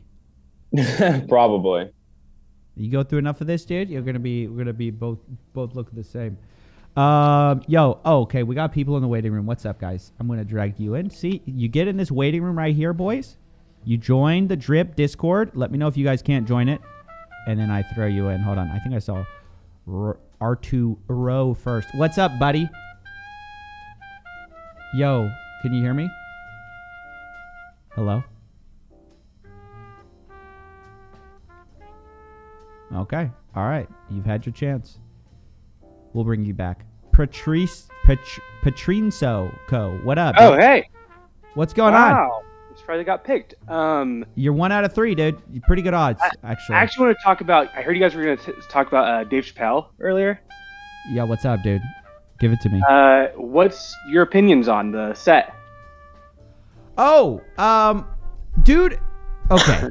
The backlash I felt like was, I think he knew he was going to get some backlash. Yeah, absolutely. But I think that given how much he crafted his set, the people who are saying like kind of disparaging him, I think it's pretty clear that a lot of these people did not listen to the whole set. I think maybe some of them That's did. exactly what I thought. But I thought this guy kill the music. I think this guy, he put so much craft into like making it so that it's not a negative point. It's not like this like that's the whole ending thing. It's the whole ending is like his whole relationship with this trans It seems like and figuring that out and basically seeing the human at the other side of the table. But it doesn't seem like anyone like saw that side of it. It's kind of like they kind of took like the quote unquote transphobic jokes out of context of the whole set and used it as proof that it was hateful. But if you go back and watch, it's like the whole through line is kind of like empathy for people, you know? Yeah. And I agree. It's kind of like if you were to like take The Wolf of Wall Street and you took those party scenes out of context, right, and then said it's glorifying that lifestyle. Yeah. To be honest, I think that probably a lot of people who had some less than favorable. No. I'm going to say something different. I think a lot of people, maybe some grandpas out there who had some thoughts about trans people, I think they maybe came away from that with a better understanding. Absolutely, yeah. I think it was an empathy builder, and people are attacking this special like, oh, he's got to get with the times. It's like, you need to give people a bridge to get to whatever you think the right opinions are. Everyone just wants you to jump there, have no growth, have no process of getting there. And it's like, so I thought Dave Chappelle's special was great. No, I mean, honestly, I didn't think it was as funny, like as much of it was like storytelling and stuff. I don't think it was the intention was like jokes. But by the end of it, I was like, wow. No, it's way more thoughtful. Yeah, this guy's a really thoughtful guy. But that's my opinions of it. I've always thought his stuff on trans people was always like it was so positive about it, but it was so positive. Sure I remember the last ones he did, and he did like whole He's stories not in on Discord because he doesn't understand Discord. What's up? I mean, he's good at Discord. What's up? Oh, he can't hear me? This guy, Hold on a second. he can't hear you. Oh shit. Hey, when I first got on Discord, I could not figure it out for the life of me. So. Oh, thanks, baby. I don't blame him. He knows. He knows what's up. He knows that I'm feeling weird about it now. Oh, chats with random people. Am I in? There we go. Aaron, what up? Sick. Yo, what's up, buddy? Thank you so much for that. Very quiet. Is that just me? Oh, am I too quiet? Gosh. Oh my God. You can right click his profile and turn him up. I think you can turn him up individually. That's but possible. Dude, okay, cool. Yeah, thanks, man. Thank you for that, and thank you for being understanding on these Discord issues. Yeah, I do think that his, like, even the last thing he said about what he said about trans people, I was like, what are you mad about? I feel like I saw more trans people supporting him. There's always many trans people supporting him too. Yeah, but that's not what people write about though. Yeah, they go, it's like, who's going against him? Yeah. There was a trans comedian that went on CNN, and she was just defending him the entire time. And it was just funny to see because her whole point was pretty much what he was saying, where she was like, look, I'm a comedian, and that's going to be the main thing for me. And I didn't feel like any of this was hateful, and the jokes were good, and it feels like it was coming from a good place. So I don't understand the hate. Well, wow. Yeah, the other thing is, I mean, did y'all see this? Did y'all see the Dear White People showrunner apparently wants to boycott Netflix because of Dave Chappelle? Okay. But there's this whole irony. It's like the white person is boycotting, basically saying kick the black guy off your platform because he's. I mean, yeah, there is a whole weird intersection there. I don't know how to explain it, but yeah, man, it's weird. It's weird. Her whole show is about like dear white people. You need to stop being so like, aggressive. you know, dear white people. I can't watch it. I can't. I see the trailers for those. And then the showrunner's like, hey, cancel the black guy. It's so funny. Mm-hmm. Dear white people, you guys need to stop being. Need to stop telling black people how to feel. Also, you better kick Dave Chappelle off. Otherwise, I'm not going to be a part of this anymore. Yeah, it's almost on brand for them. It's almost like as that show. The show's called Dear White People, right? So it's almost like it is a bit of part of your job to be like, yeah, I'm just going to go call out Dave Chappelle now. Right. I have to. It must be done. And it is almost a little bit of like the job also, in the sense that, like, is that how a lot of stuff gets hits too? Like, think about how many people are going to talk about it. You know, like when someone does that, when they say I'm boycotting Dave Chappelle and they have a show on Netflix, like, there's a benefit, right? I'm not saying that's why, but I'm saying there's a little publicity hit because a bunch of people are saying, who's Dear White People? What's Dear White People? Like, a bunch of people that didn't know about it, they're going to hear about it. Yeah, so you're they might right. go watch it. So it is almost like his job to. It is kind of funny because, like, it seems like I'm surprised by Netflix's response. Like, they haven't said anything, which seems like the smartest thing to do. Well, you guys have to see give this. A shit. You guys have to see this. So this is the Dear White People person who I believe is trans. They said, it is much easier to commit violence against someone who you think is a moral liar or disrespect or not worthy of your respect. That makes it so much easier to hurt me, which wasn't his point. But anyway, he says, stop punching down. I don't know what that means. In what world trans women control the universe? Because where I'm sitting, Dave Chappelle has all the specials, all the money, all the things. I just want my friends. She has a show on Netflix. I know. That's the funny thing. It's like she's like, hey, this guy has a show on Netflix. Yeah. It's like, you also have a show on Netflix. What are you talking about? I know. But does he say, and this guy's got all the fans and everyone loves him and everyone $40 million your on literal one special. Your literal show is Dear White People, a show about rape. Is he like, he must be so big. Like, it's too much. Sorry, it's too much. It's amazing. It's amazing. They're almost thinking about, like, it's got to hurt when Chappelle. I'll let you guys get somebody else in, but I just wanted to say, wow, I thought it was a great special. Fair enough. Okay. Thanks, man. Thank you. Yeah, I'm sorry. I called it. Nope, it's too late. He kicked himself out, dude. I'm not going to let him explain that one. Yo, what up? Good. What was I going to say? Well, I also, okay, so the other thing I think about the Dave thing is like, it does seem like there's a disconnect once again between the critics and the crowd. Seems like there's a very big disconnect where everything I've seen in the media is all negative, and everything I've seen basically publicly. I haven't really seen anyone publicly like who's just like a fan or like a. But that's been happening for every special. Crowd. Yeah. Every Netflix special he's done is like the people are saying $50 million, give him $100 million. Like everyone's watching it, and then a bunch of people, and then like 90% of people are just watching it and loving it, and then 10% of people are not watching it and saying nobody's allowed to watch it and nobody should watch it. Like, it's so weird. Yeah. What up, it must be so hurtful. Rack, what up? What's up? What up, dude? Hello, you hear me? We can. Yes, what's brother. going on? Tell me. Hello. Yes, tell me, brother. Hello. I hear you. Yes. We hear you. Yes. Greeting from France.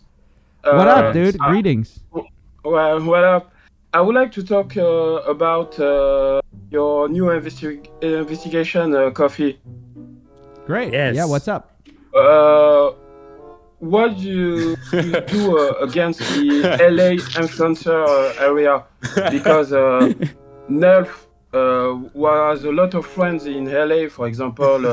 He's just playing the silly music under the guy, like telling a serious story. Do you have some kind of pressure about FaZe and Keemstar about your investigation? Because I think with some ordinary gamer, we have two people. We have the only people who talked about Rubet with Philion. And nobody talked about Rubet, with maybe 3 people talk about that. Uh-huh. Yes, and yes. You think that is because of the influence of Nelk in the YouTube sphere?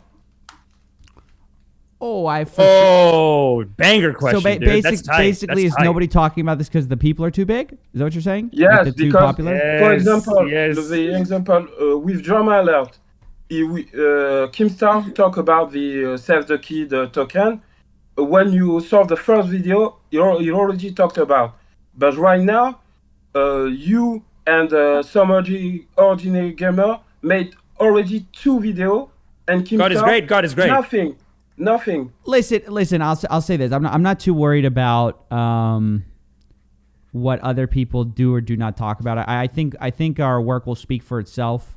I think people will cover it. I think Keem will cover it. I think I don't give them time. because they need time to catch up. They're maybe afraid of now. I will be a little bit conspirational because I think Keemstar is in on the Rubet.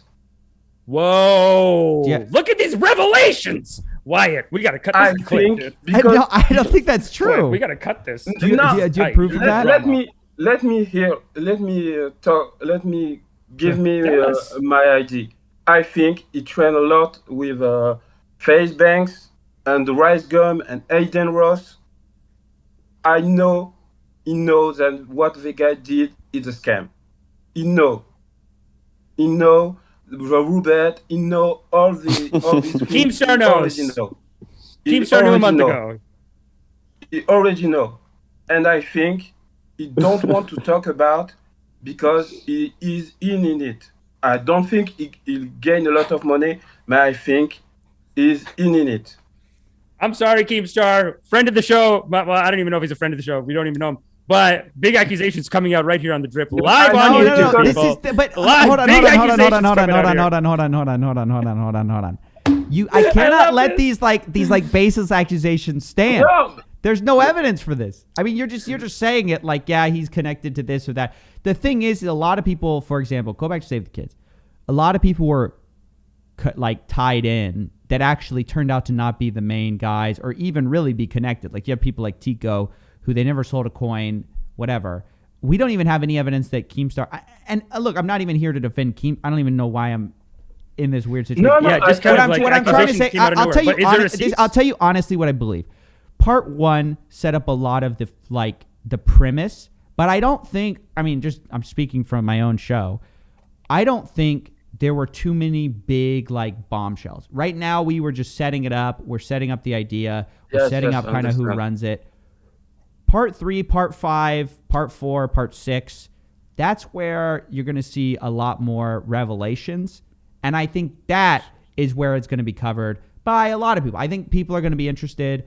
I think, I think it's going to be fine. I'm not too worried about it. True, you are just investigating. Like I don't say he gained money with RIIIPS, but I say he know. But do you have receipts, brother? Because please, we need receipts. We must have evidence. What Adam Ross and all these people do is bad. He know because he is not a dumb man. He know the system, and I think he know the information. But with his style, with his friend, he don't want to say it. But I think he know. Okay, I can tell you I have personally talked to Keem very briefly about the RIIIPS stuff, and I think he's going to cover it. I think he's waiting for some of the stuff to get out. I think that's honestly what's happening. I can't speak for the guy. I don't know what he could eventually not cover any of it. I don't know, but ultimately, I'm here to just tell a story. I'm not here to Keem has been until now righteous, right? Would you say, Steven? Like, would you say Keemstar until now, no scams, nothing, like he's like legit, like he calls people out, whatever. Oh my dude, you're not gonna have until now. What are you doing right now? I'm just wondering. Hey, we are talking about the internet culture, brother. We're talking about the internet culture. I'm not. Hey, I don't want dude. We've got a big accusation, but I think this conversation. I'm done with this conversation. No, but like, why would you believe? Why would we have to believe this? I think it's a fair question. Like, if not receipts, then what a part of his character about that? And my other question is with Pandora Papers. What? The Pandora Papers. Oh, the Pandora Papers. Yeah. Keemstar might be behind the Pandora Papers. Keemstar's behind the Pandora Papers. Yes. That's good. That's good. The beginning of the show, and I think Amish don't understand all the intricacy of this. Get on Amish. Oh wow! He's mad now because I said we need receipts, and I was like, I need receipts. Why don't you have receipts on Pandora Papers being racist? Amish, where's your receipts? Fair. No, and that's That's fair. You got me. I love you, man, but I don't love think you too, baby. know Thanks. About South Dakota. The what? South Dakota, because in the US... The music's back. No, because in the US, South Dakota is a new fiscal haven. Is a reason why we don't have a lot of US government or political people, because they hide all this money in South Dakota, not in the Cayman of Virgin Islands. You're saying it's just they just got missed. It's just like they just didn't do a coverage on that area, so no Americans. I don't hear you good, Amish. You know what? I feel like we were popping on the Keemstar, and I really wanted to participate in this like Pandora Paper second half, but like let's call it on the Keemstar. Let's call it, right? Yeah. What are we talking Thanks, about? buddy. Wait, what are you saying, Amish? What are you saying? I'm saying, should we go to next guest? Wow! Why are you making it so weird? I knew he was doing it. He was setting me up. He was setting me up. Oh, you took up. I'm definitely setting you up. Well, no, I didn't really understand his point with the Pandora Papers. I'll be honest. I didn't understand what. No, I didn't. No, I think that was just like, oh yeah, I need receipts. Where's your goddamn receipts? I think that's what he was doing. Fair enough. No? Fair enough. Yeah. Fair enough. I said, baby. Fair enough. It's fine. The receipts on that, we'll have to do that next week, maybe, if I could find them. I don't know. All I gotta say is like with this Roobet stuff, people got to slow down and be a little more patient. Everybody wants part 3 to come out instantly. They want part 5 to come out instantly. They want like all this stuff to happen so fast. It's like, dude, give it some time. Let us do our work. You're just researching it and getting it done. Like it's just coming out. Dude, there are revelations happening right now. Like last night, dude, the biggest revelation of the whole thing happened. Revelations from God. Actually, part 5, like crazy. Woo! Revelations from God. No, seriously. You're like, oh my God, is this the devil? Listen. Okay, I'll just tease it. I'll just tease it, Amish. Let me tease it, dude. Tease it. Literally, I was on the phone with Steve Will Do It for an hour last night. Steve Will Do It. There you go, boys. We have some revelations in part 5, dude. Have some revelations. Big news. Steve Will Do It. Just give it a second, dude. Give it a second. Chill out. It will come. It will come. Steve Will Do It from now. Dude, what a name, dude. Yeah. He's like... Anyway, let's next guest. Who's next? Citron boy. What's up, Citron? Citron. Give it a second, dude. Give it a second. Oh shoot. What up, dude? Turn off the stream. Let's go. What's up? How are you? Yeah, turn off the stream. Can you hear me? Yes. Yeah. What's up? Hello. How are you doing? I'm doing all right. I really had a very short. I'm not going to do that music to you. Today. Okay. I have a timestamp for you. I know you like those. So. Okay. What's up? You open? What up? Oh, we got a video. Yo, this is actually a great way to contribute to the show. It's great. What do you have for us? Because throwing up a video, it's such it's good an content. episode of The Drip. What's the point here? Come on, give us the. Okay, I'm sorry. Thank you, Amish. I sent a super chat at 2:57. I said hello, and you did not say hello back. Oh, sorry. Hello. No, Amish is okay because I sent a chat. Thank you. That was all. I love your show, dude. That's all. Thanks, you man. Have a good day. I just wanted to give you the if I say hello in the the chat, time code. Say hello, Amish. Oh, the timestamp is 2 hours 57 minutes on. Can we talk about these coins? Wow, Mac, 2 hours 57 minutes. I didn't say hello back. Yeah. I apologize. That's disastrous. Good catch. Good I catch. said hello to Amish. Keeping us righteous. I said hello, Amish, and then you actually said hello then, and then Amish didn't. So you're both guilty. But Amish is guilty. Keeping us righteous. Now I'm okay with this. It's double guilt, though, dude. Equal. Doesn't lessen your guilt. All right. Well, you guys have a good time. I want to hear the rest of the people and hear the stream. He's like, get me off the thanks. show so I could listen to the show. Yeah, dude. Good. Yeah. Okay. All right. That's great. That's great. Good for him for keeping us righteous. Citron, man, tight. He's like, you did not say hello back, and you did not say hello back. The timestamp is 2:57. What up, Thank dude? you. Hey, what's going on? Woodruff. I need more soundboard effects, dude. I'm stuck on I've got too few soundboard effects. Oh yeah. Can we get one that's like praise God and then they start clapping? It's great sound bit. I feel like this is only in your. What up, dude? Yeah, what up? Hello. What up? How's it going? Good. So I'm just wondering, did you see the podcast with the new H3 podcast? No. What is it? It's a new leftist podcast by Ethan and Hassan. Oh, I did see the launch of it. Yeah. What's up? What up? But you didn't watch it all the way through? No. Why? What's up? What's going on? Because some people are hating on it. The H3 fans from the Reddit, most of them, they don't like it. They're saying like there's too much politics, and I mean that's the point of the show. That's what happens, man. You try something new, your audience is going to react. I guess they know Ethan for one thing. They don't like it when he goes into another thing. I don't know. I think you should be free to try whatever you want, but at the same time, people are also feel bad for free Ethan because he think about it. He does keep trying to evolve and keep trying to go to the next level, and it's do you have any a hard news time about every time. Red Bar? Is he coming back? I have news about Red Bar? Yeah. Why would I have news about Red Bar? Oh, I thought you knew him. No. I've talked to him in DMs, but yeah, I think he's coming back. But I'm not his spokesman. I think he's the person to probably ask about that. Okay, that's it. Amish, you should really check out the Leftovers podcast. I think you would like it. Leftovers. Okay, and you're saying it's Ethan Klein, and who's the other guy? Hassan. Hassan Piker, who Hassan Piker. How do you not know who Hassan is? I know Hassan Piker. Dude, by the way, I know a lot of Hassans. Red Bar actually really nice guy. I wanted to say that. I don't think I'm the guy to speak for his Red show. Bar. Hold on. Who's Red Bar? What's Red Bar? Another YouTuber? I mean, you need to watch some Red Bar, bro. You need. I gotta write this down. He just like he hates on these the LA comedians and stuff. He kind of pokes the sacred cows. That's all I'm gonna say. Red Bar.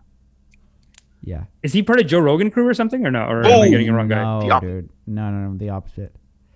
Okay. Red Bar. I'll talk to you about him later. I gotta figure that. I gotta look into that. So look into it.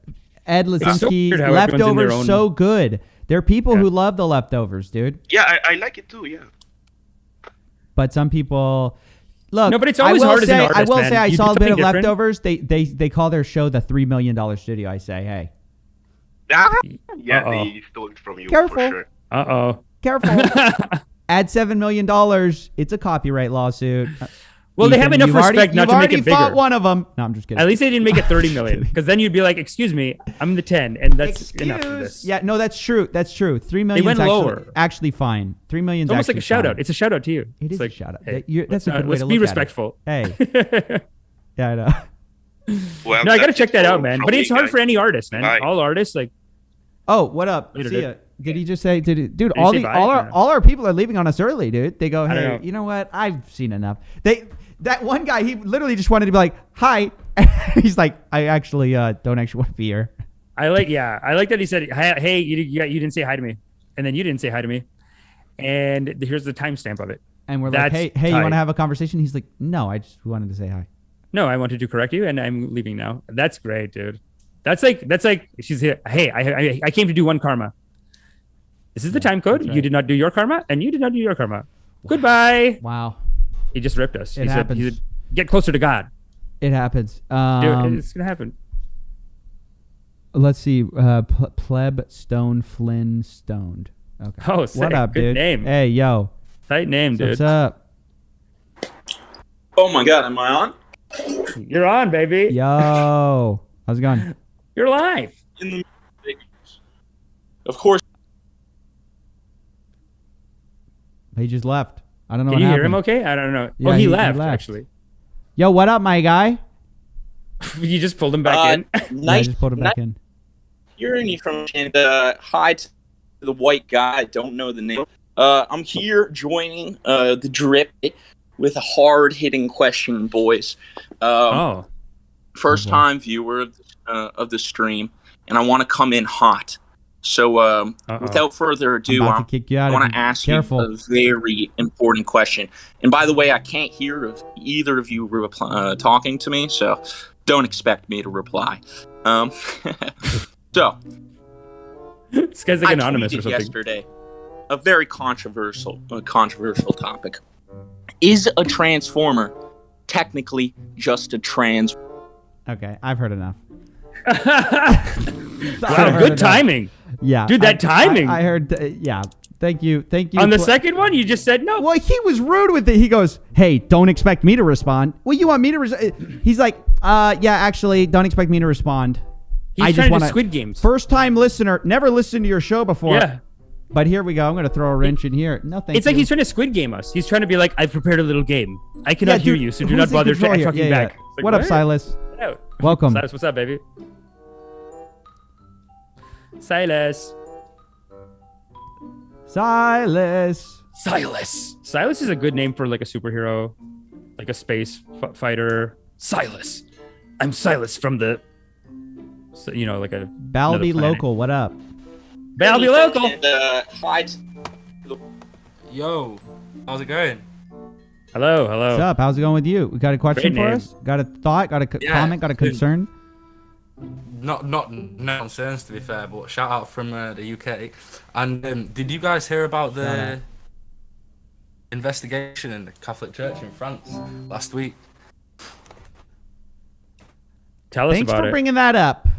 Yeah, go ahead. Bring it up. Yeah, I just wanted to know your thoughts on it, to be fair, because obviously wasn't it they like terrible child pedophilia in there, right? Or what? literally like over 330,000 children were like pure like abused from like the past 50 years. The thing they had to say to it was, "We pray for forgiveness." That's about it. And I'm just wondering on your guys' thoughts on it. Very happy to be here, and I'm going to keep sending them memes as well. I think they're ruining. I think that stuff messes the kid stuff. It like screws with people their whole lives. It's like you mess up a person for their entire life when you do that stuff. Yeah, so much trauma. That's horrible, dude. It's horrible. The fact that it was just covered up over and over and over again is horrible, man. Yeah, so powerful. It's like the most righteous people are doing the most. It's real fuck how none of them have been held accountable for anything. Like, right. Well, that's the thing. That's the thing, dude. You got to throw them in jail, dude. You got to throw them in jail. It's the only thing. You got to. They just do this in every city treat too. them as criminals. The people who did it. I mean, the whole thing is like, look. The whole problem is what the Catholic Church has done is they haven't dealt with their problem on the individual level. So now their whole thing, the whole organization looks, it's a bad look. Let's say that. And what they should have done in the first place is put the people. This is what happens when you're an organization and you never remove the bad people is it festers. And then eventually it's systemic throughout your organization. This is like, this is the problem with like cops who are like violent against people.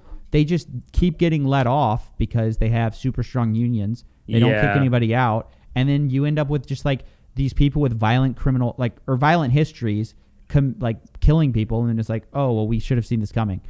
But we didn't deal with it at the time. And that's how to pay for it. I think you're seeing that at a huge scale. Yeah. Have you guys seen the movie Spotlight? Exactly, like because obviously it's been so ingrained in like Europe and everything. It's like terrible. There needs to be more regulation on how things are dealt with and how like it's dealt with when children are coming in and coming to the church because they do a lot of stuff with communities. And obviously even like where we're from, there's a lot of involvement with the church, and you never know enough because people put so much trust in places where there just shouldn't be. Yeah, that's right. That's right. Yeah. Like there's so much trust there. Yeah. No. Have you guys seen the movie Spotlight though? You know the movie Spotlight? Yeah. It's basically like it almost seems like this story, and I saw the headline for it, and I'm like, this just happens every 2 years in another major city or something. Like it's just because even in the movie Spotlight, they were like, they start with like, we've heard that one priest is doing this thing, and then they're like, okay, they're looking into it, and they're like, oh, it's 10. Oh, it's the whole block. Oh, it's this whole section of what they find in the movie. What they find in the movie is they just shuffled those same guys around. They never actually dealt with them. They just moved them from one parish to like another parish. Yeah, basically. Like, was it that South Park moving episode? The problem? Dude, yes, the South Park episode goes right up to like like they go up to the top guy in the Catholic Church, and even to like whoever's in charge of him, and they're like, yeah. Should there be chemical castration for these people? We're basically just I didn't mean it as a joke. I meant chemical. Seriously. Why are you going soft on it? Cut their dicks off. Like Listen. I was walking through my neighborhood with my wife, and we were just talking, and she's like, "Hey, did you know?" Like she's like such and such and such. Did you know that there's that person at that house? She's like, he's like a 50-time sex offender or something. She's like, the next door was talking about it. There's like a neighborhood like gossip app. Oh, but here's my point. How can you get away with it 50 times? At some point. Yeah, no, that is full. I thought you meant like a straight priest, but no, if people have been doing something. Well, I'm saying across the board. I'm saying across the board. If you're a sex criminal, just 100%. Chop it off, dude. So you're saying chop now, not just chemically or otherwise. However you do it, I think you can lose your right to your dick. I think years ago I saw this documentary about these pedos, about a pedo jail. It's prevention rather than just reaction, then, isn't it? Like just get rid of it and then nothing. Well, no. We're not preemptively chopping it off. Don't twist my words. Not preemptive. Headline. No, because once someone does it, like they can't stop. Like that's one thing that you see with a lot of these cases. Like if someone does it, like with Catholic Church, there's like an organization supporting them. But some people, it's like they just can't stop doing it. And I remember I saw this movie, a documentary about a pedo jail, and they just took them put them on this jail. So gone off the trail. And they just hang out there, dude. They just hang out, but nothing. But Thanks. Yeah, you got to either separate them from society or you got to chemically castrate, I guess. Chemically castrate, though. You're going chemically castrate on this. Yeah. Well, Bobby Loco, thank you for the thought-provoking question, and thanks for getting us demonetized and off the YouTube part of the program. Appreciate it, as always. Great. See ya.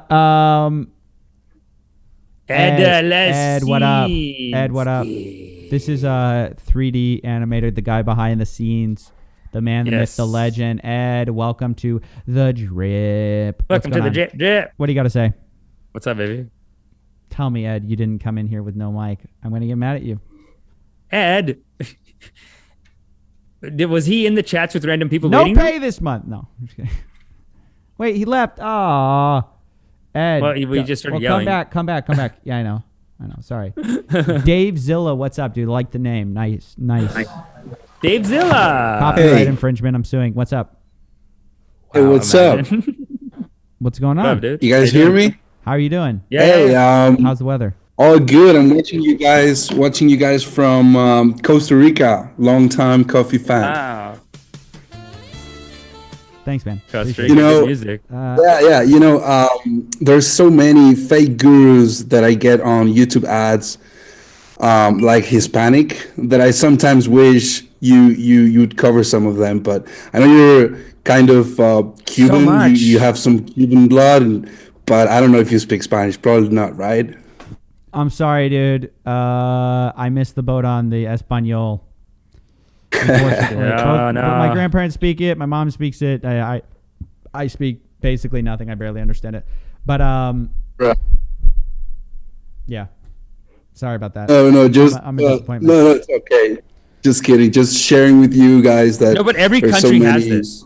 Every country has their own sociopaths trying to like get rich quick in the game. You know, like every country has this. India has like 1,000 of them. It's impossible. You just have to show people the pattern, because if you try to go after every single one, it's impossible.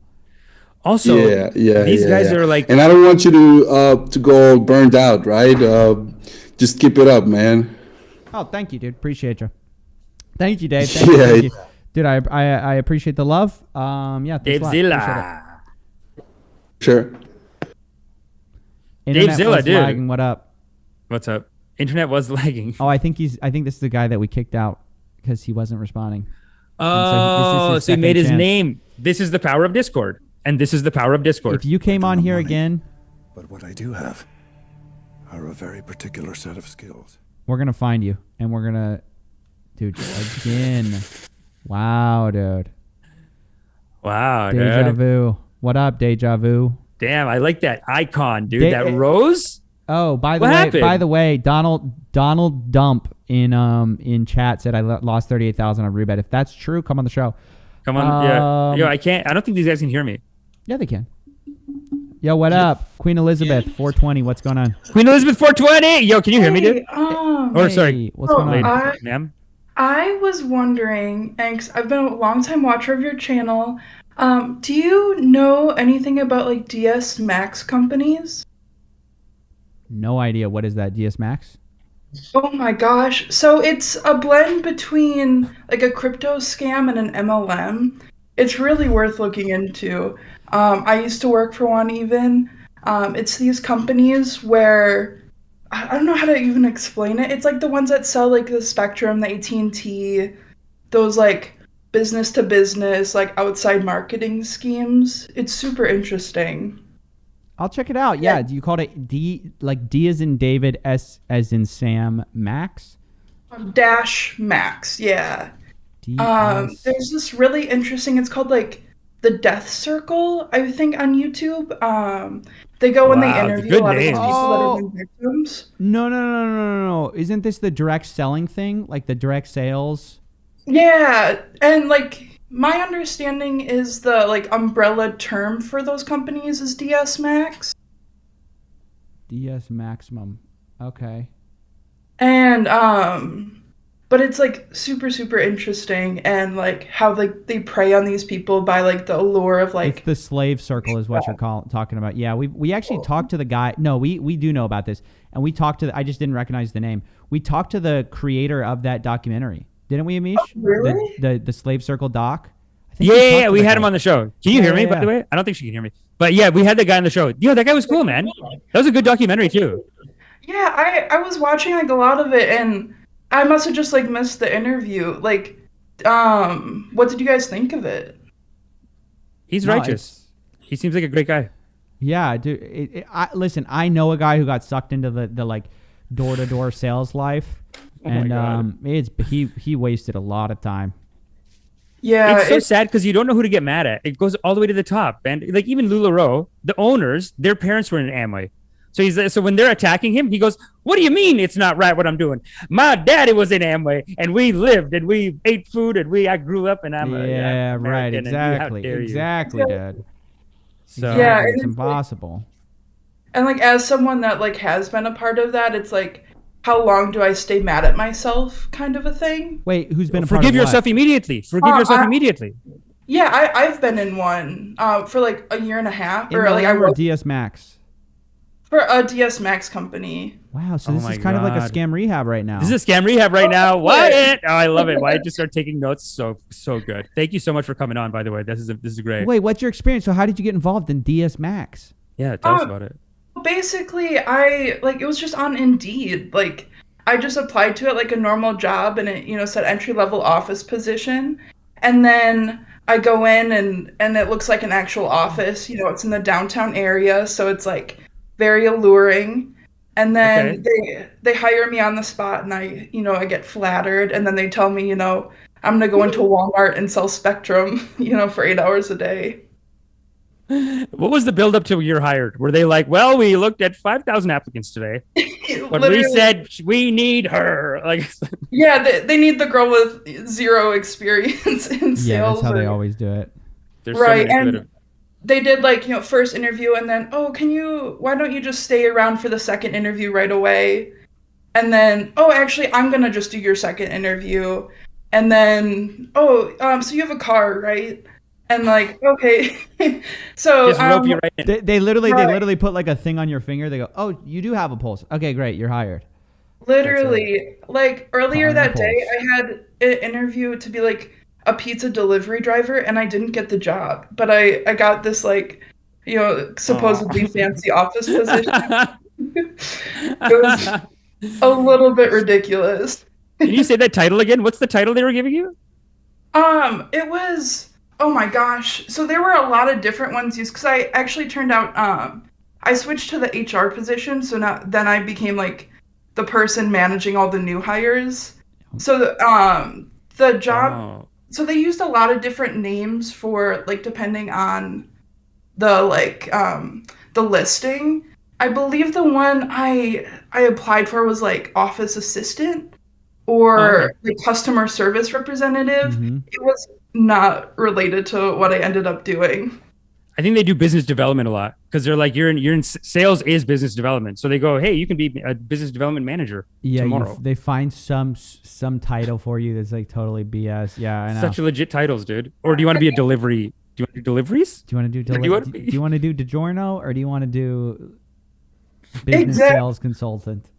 It turns out consultant in there. It's DiGiorno. Wait, what? What'd you say? And it turns out it's not delivery. It's actually DiGiorno. Like, you're okay with that, right? And then after a few months, I ended up actually switching to be like the person at the front desk of this company.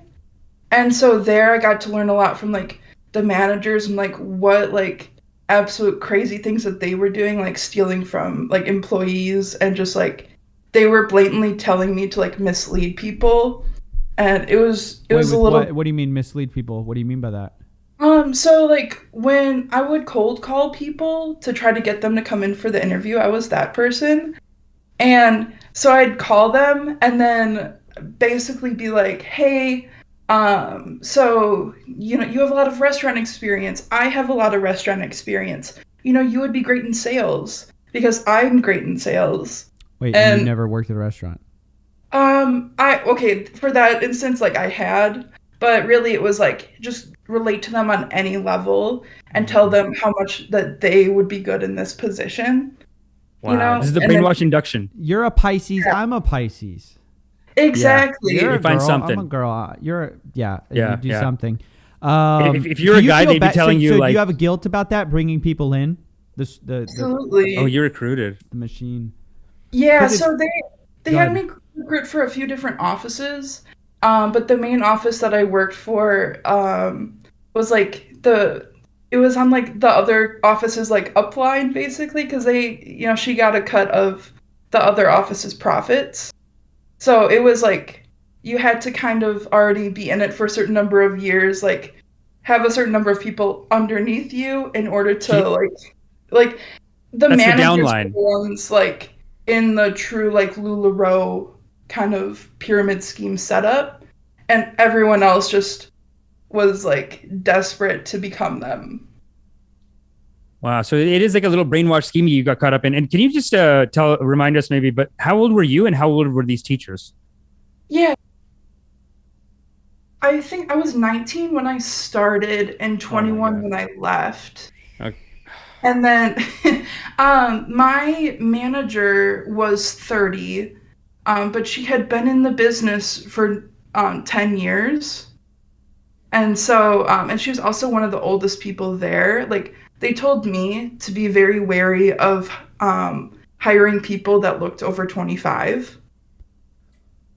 That's so funny. That's so funny. We want people young, dumb, and naive. We don't want anyone asking questions. Yeah. Literally. And then, like, it was all about image, too. Like, one of, like, my final straws there, like, when I was, like, actively looking for other work, was she came up to me and she said, hey, like, like, we don't need to interview any more ghetto fab people.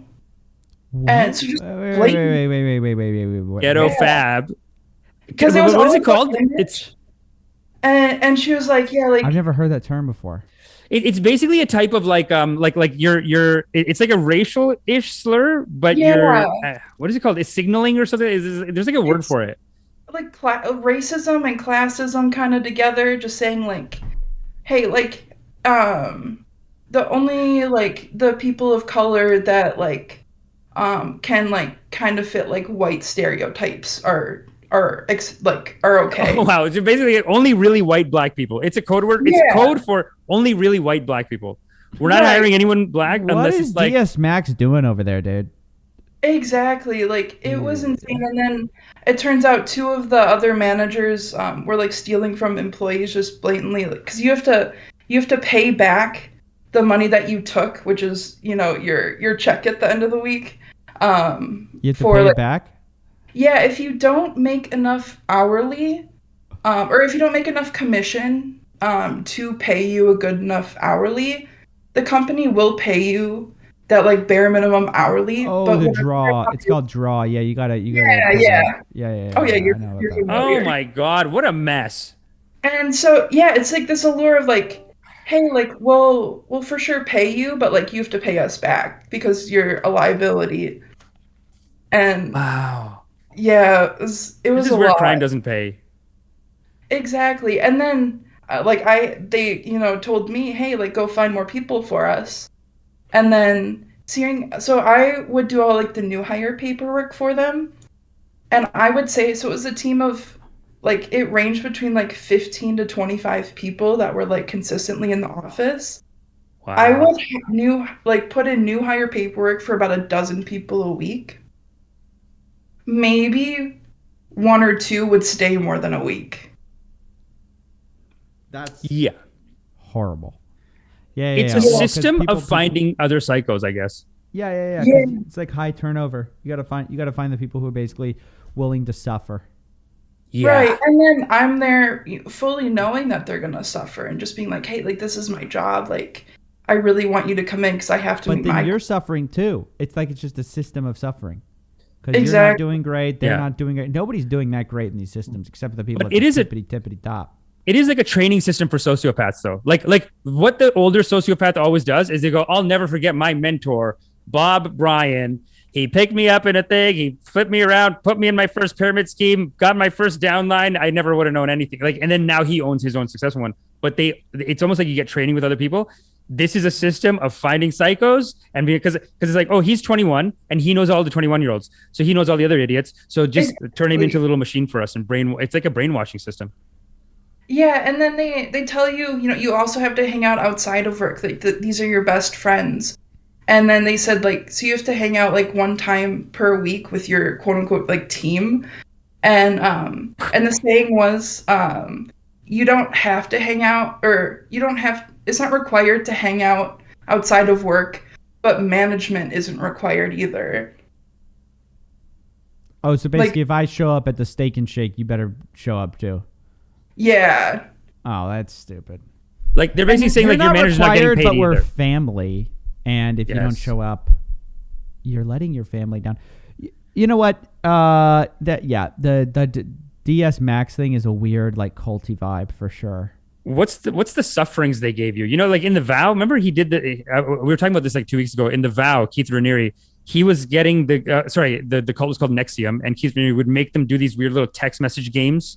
And eventually the text message game was have sex with Keith Raniere or whatever. But what kind of weird, what kind of stuff were they doing to kind of mess with you? Because I feel like everyone has these shame things. They have a point where they make you do something and they're that was to shame you and to make you suffer and realize to never cross me, or, they have these weird petty things like that. I almost got fired when I'm in Wisconsin. And I had to go to St. Louis for a business trip, where they don't pay you any access, and then you have to sleep on, a stranger's couch for a week. And I had sales in a few days, and my boss calls me one morning and she goes, "Hey, just so you know, if you don't make a sale today, we're going to have to let you go." While you were on the guy's this couch? Yeah. And also, at that place, I wasn't even on a couch. There was a separate stranger staying on the couch, and I got to stay on the floor in front of the couch. Oh my God. Was it a guy or a girl? A guy. It was weird. Maybe 25. And you're 20, and you're sleeping on the floor, and he's on the couch. Weird. Yeah. Why doesn't he sleep on the floor? What a jerk. Come on, man. Have some morality. Have some class. That wasn't my intention. Oh my gosh. Yeah, it was such a mess. And then it's sold as you have the opportunity to, go on this business trip when really Wow. It's horrible. Yeah. You have the opportunity to sleep on the floor next to a couch. But was there any benefit? No, there was was it just a pure suffering trip? Was it just a little that's what I always find in these little cult things. They make little rigamaroos. They make a little, that was all a game to see your loyalty. It's a silly thing. And there's nothing came out of this. You had to make a sale over there. Were they telling you go to this conference, do a sale, or was it just you have been told go ahead and sleep on the couch? Yeah, if the couch is taken, sleep on the floor. It was go sell internet in Walmart, and then go sleep on some guy's floor or couch, and it was bad. And then there was no increase sale. And what they really do is they sell the allure of validation. Oh, hey, we believe in you. No one else would hire you as an entry-level person. Yeah, and it's alluring. It sounds great. Yeah, the validation. The validation. It's very interesting. Yeah. Well, hey, I'm glad you're out of it. What do you do now? Glad. So now I'm a staff writer at a mortgage company.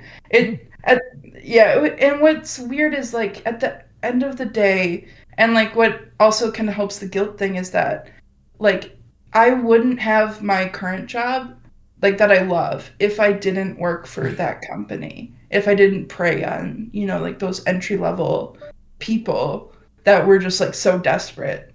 Why would you have your current the suffering job? You learn in the suffering, you learn these skills a little bit. Yeah, for me, for just as a resume builder, because I'm not working an entry level position. Yeah. And that was technically because they needed office, 1 year of office experience. And I was I do technically have that, but I don't want to talk about it, Look, 1 year of sociopath training is 10 years of corporate politics training. It's you're getting fat. You went to black belt, you went to the highest academy of psychos. Yeah, that's very true. You did 2 years there, so you came out with some skills. You came out and you dominated the market for a bit, didn't you? You just come in hard with it on them. And so at the end of the day, I feel guilty because I'm in a good position, but what about those 10 people that didn't make it to the end of the week? every week for a year and a half. Yeah, you just took their money, didn't you? Yeah, you got a little shark training. Got a little shark training. But did you get a commission though? Were you getting? No. Were you on commission, or were they keeping you at a secret super low level where you're like, wow, I get to make you sales, and like you don't even get a commission on it? They gave me $10 an hour and occasionally bought me lunch. Oh my God. Yeah, it was bad. And then it was like, I just wasn't done for the day until I had, X interviews tomorrow. Oh my God. Can I ask, not to be rude, but because I always find this with young people. I meet so many, they're 19, they're 20. I'm like, and they're like living by themselves in a apartment where half the apartments are like crack houses. And you're living in this apartment by yourself. Where are your parents? And they're like, wow, they're divorced. He doesn't talk to me. And then I've never seen my dad. And then my mom was like, told me I should leave because I didn't do whatever. I don't know. I'm not saying it's that bad, but like, what was it? A lot of like young, how young does it go? Does it go down to like 15 or 16? And how bad was the home situation of the kids that you were with there with? Yeah. So, we required everyone to be 18, but I would say at least like once a day that I had to make calls. I would call someone and it turns out that they weren't 18, or they'd show up to the interview and they weren't 18. So it was, right at the 18 mark that like college kids were very common.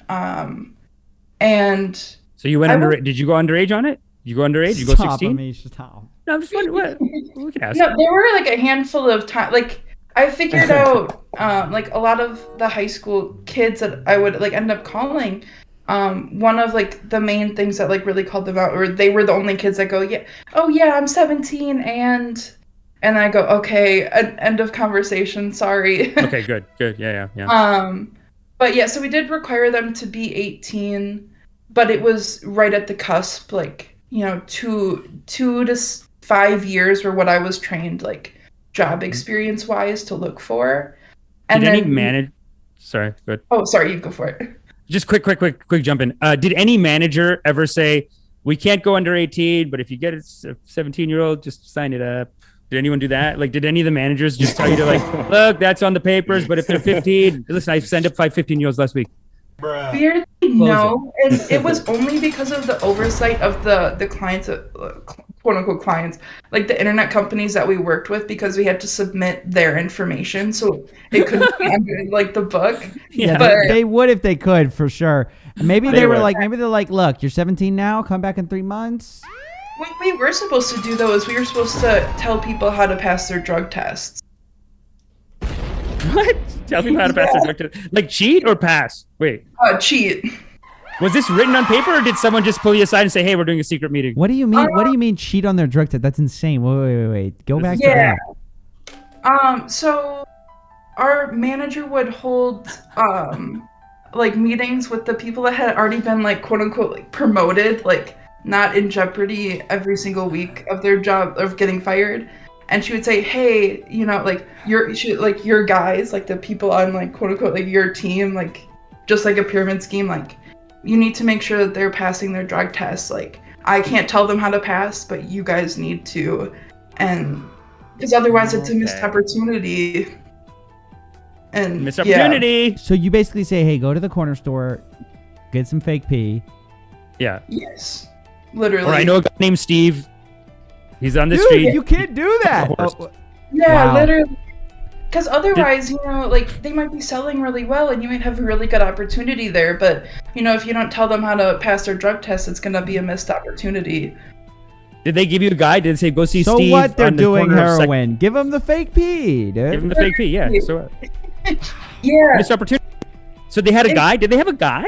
Like, where did this fake pee come from? Like, they're like, go to this street, here's... Oh, you can get it at, like, any smoke shop, but we were told, like, hey, recommend fake pee over the, like, did you have detox drinks.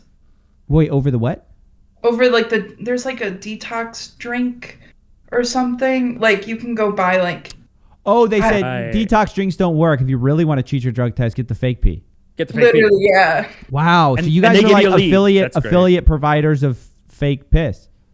Yeah, 100%. We should have gotten taking a cut on that. I would have made more money. And then it's all for them. I think you just may have admitted to a federal crime. Oh, I mean, So no, you are forgiven. It's not. Dude, she's 19. No, I'm not. No. I'm just saying. I'm pretty sure it is illegal to cheat a federal drug test. I don't know. Oh, it's not federal. Also, I never had anyone on my team, so I never participated in that. But it was very candid. It was my manager. That is insane. That is definitely not legal to teach your employees how to fake drug tests. No. Because like going up to people and like, hey, we've tried several brands. We've tried to see what works. Don't get the detox. It doesn't work. Get the fake piss, and I'll give you. You know what? Promo code. Use promo code DSMAX at checkout. Mm-hmm. Wow. Mm-hmm. Yeah, and like I knew my boss was getting sued by a few different people because the police would come in and then she wouldn't talk about it, or I'd be served papers and have to leave them on her desk. And so the cops would catch you and be like, "Guys, stop with the fake piss thing, guys. We know it's fake piss." Who's telling the kids? Like how do I kind of like report this kind of a thing? Because like. I mean, I'm like leaving off the table like a lot of like the illegal stuff that I would hear, and I'm like, how do I like report like just like race discrimination, from like her comments before, and like there's no outlet for it. Yeah, the cops are bought off. You think allegedly? And well, like the Better Business Bureau is more for like customers, and so like I can't really go to them and be like, hey, this is going on. But I like tried to look into it because I feel guilty, and like even at the time, like no matter how brainwashed I was. What was the company specifically called? Oh gosh, I don't know if I want to say it publicly. Say it. Good. You haven't shown your face. I don't want to get like your name's sued, not but your name's not public. All we have is Queen Elizabeth 420. Did she say her name? You didn't say your name. Don't worry about it. No, I didn't. My name is also not Elizabeth, so I guess that helps. Yeah. But it was Rococo Inc. Rococo Inc. Hey. Rococo Inc. ROCOCO. ROCOCO. Rococo, dude. We're getting these live. This is great. It's a banger. We gotta go live. We gotta go live. The magic comes in. Rococo. What a great scam name. Rococo. And like a lot of people come in thinking it's the pizza place, Reminds me of Rubat. Rococo, driving sales, catalyzing careers, building brands, established in 2009. MKE, we are Rococo Coco. And then we see here. Why is this guy on his knees? What's he? Oh, they're getting married, maybe. Yeah, that's like nice. Because I'm not playing the stream, so I'm not sure. Like I paused it just. Oh, sorry, we're on their Instagram page. And okay. So basically, you're saying these guys were basically racist in their hiring. Yeah, so it comes from the manager, but everyone else further down, because all of the other people do the second interviews, they were definitely like ageist and like had the opportunity to be other things. But that wasn't monitored. It was just the manager that was like, hey, first interviews, this is what we need. This is the bottom line kind of a thing, which is, gross and disgusting. Yeah. Faking the drug test is bad. It's like, faking the drug test is definitely it's so bad probably illegal. I hate to keep going over that, but that's like, it was FBI huge. kind of thing. And like, I'm glad I was never put in that position because I don't know what I would do. I probably would say, like, this is how you do it to someone that would be on my team. Thank goodness. Steven, she's 19. She's 19, dude. She's nobody. And look, I don't want to like. How were things at home for you? Like, did your parents not say like, hey, where have you been? Like, what are you doing? Where's I wasn't living at home because I was at college. She's living below a couch, Amish. She's I was that was only 1 week for like $300 a month. So, it was bad. So you just went off to university, and these guys are there. They're preying on university kids. Did they open in the university? Like they on campus, they have the little signs. Hey guys, join Rococo. Make some money on the side. The manager reached out to me to look at like job fairs, and so, but I worked there like over COVID, so it wasn't like they were all digital, and then she kind of like backed out. But she was 100% looking into, hey, like, can we do some like diversity? There was like a diversity fair in our area, and so she's like, oh yeah, let's. Well, that's nice. Yeah. I love how they have the diversity. It's like that. Hey guys, a lot of what you said.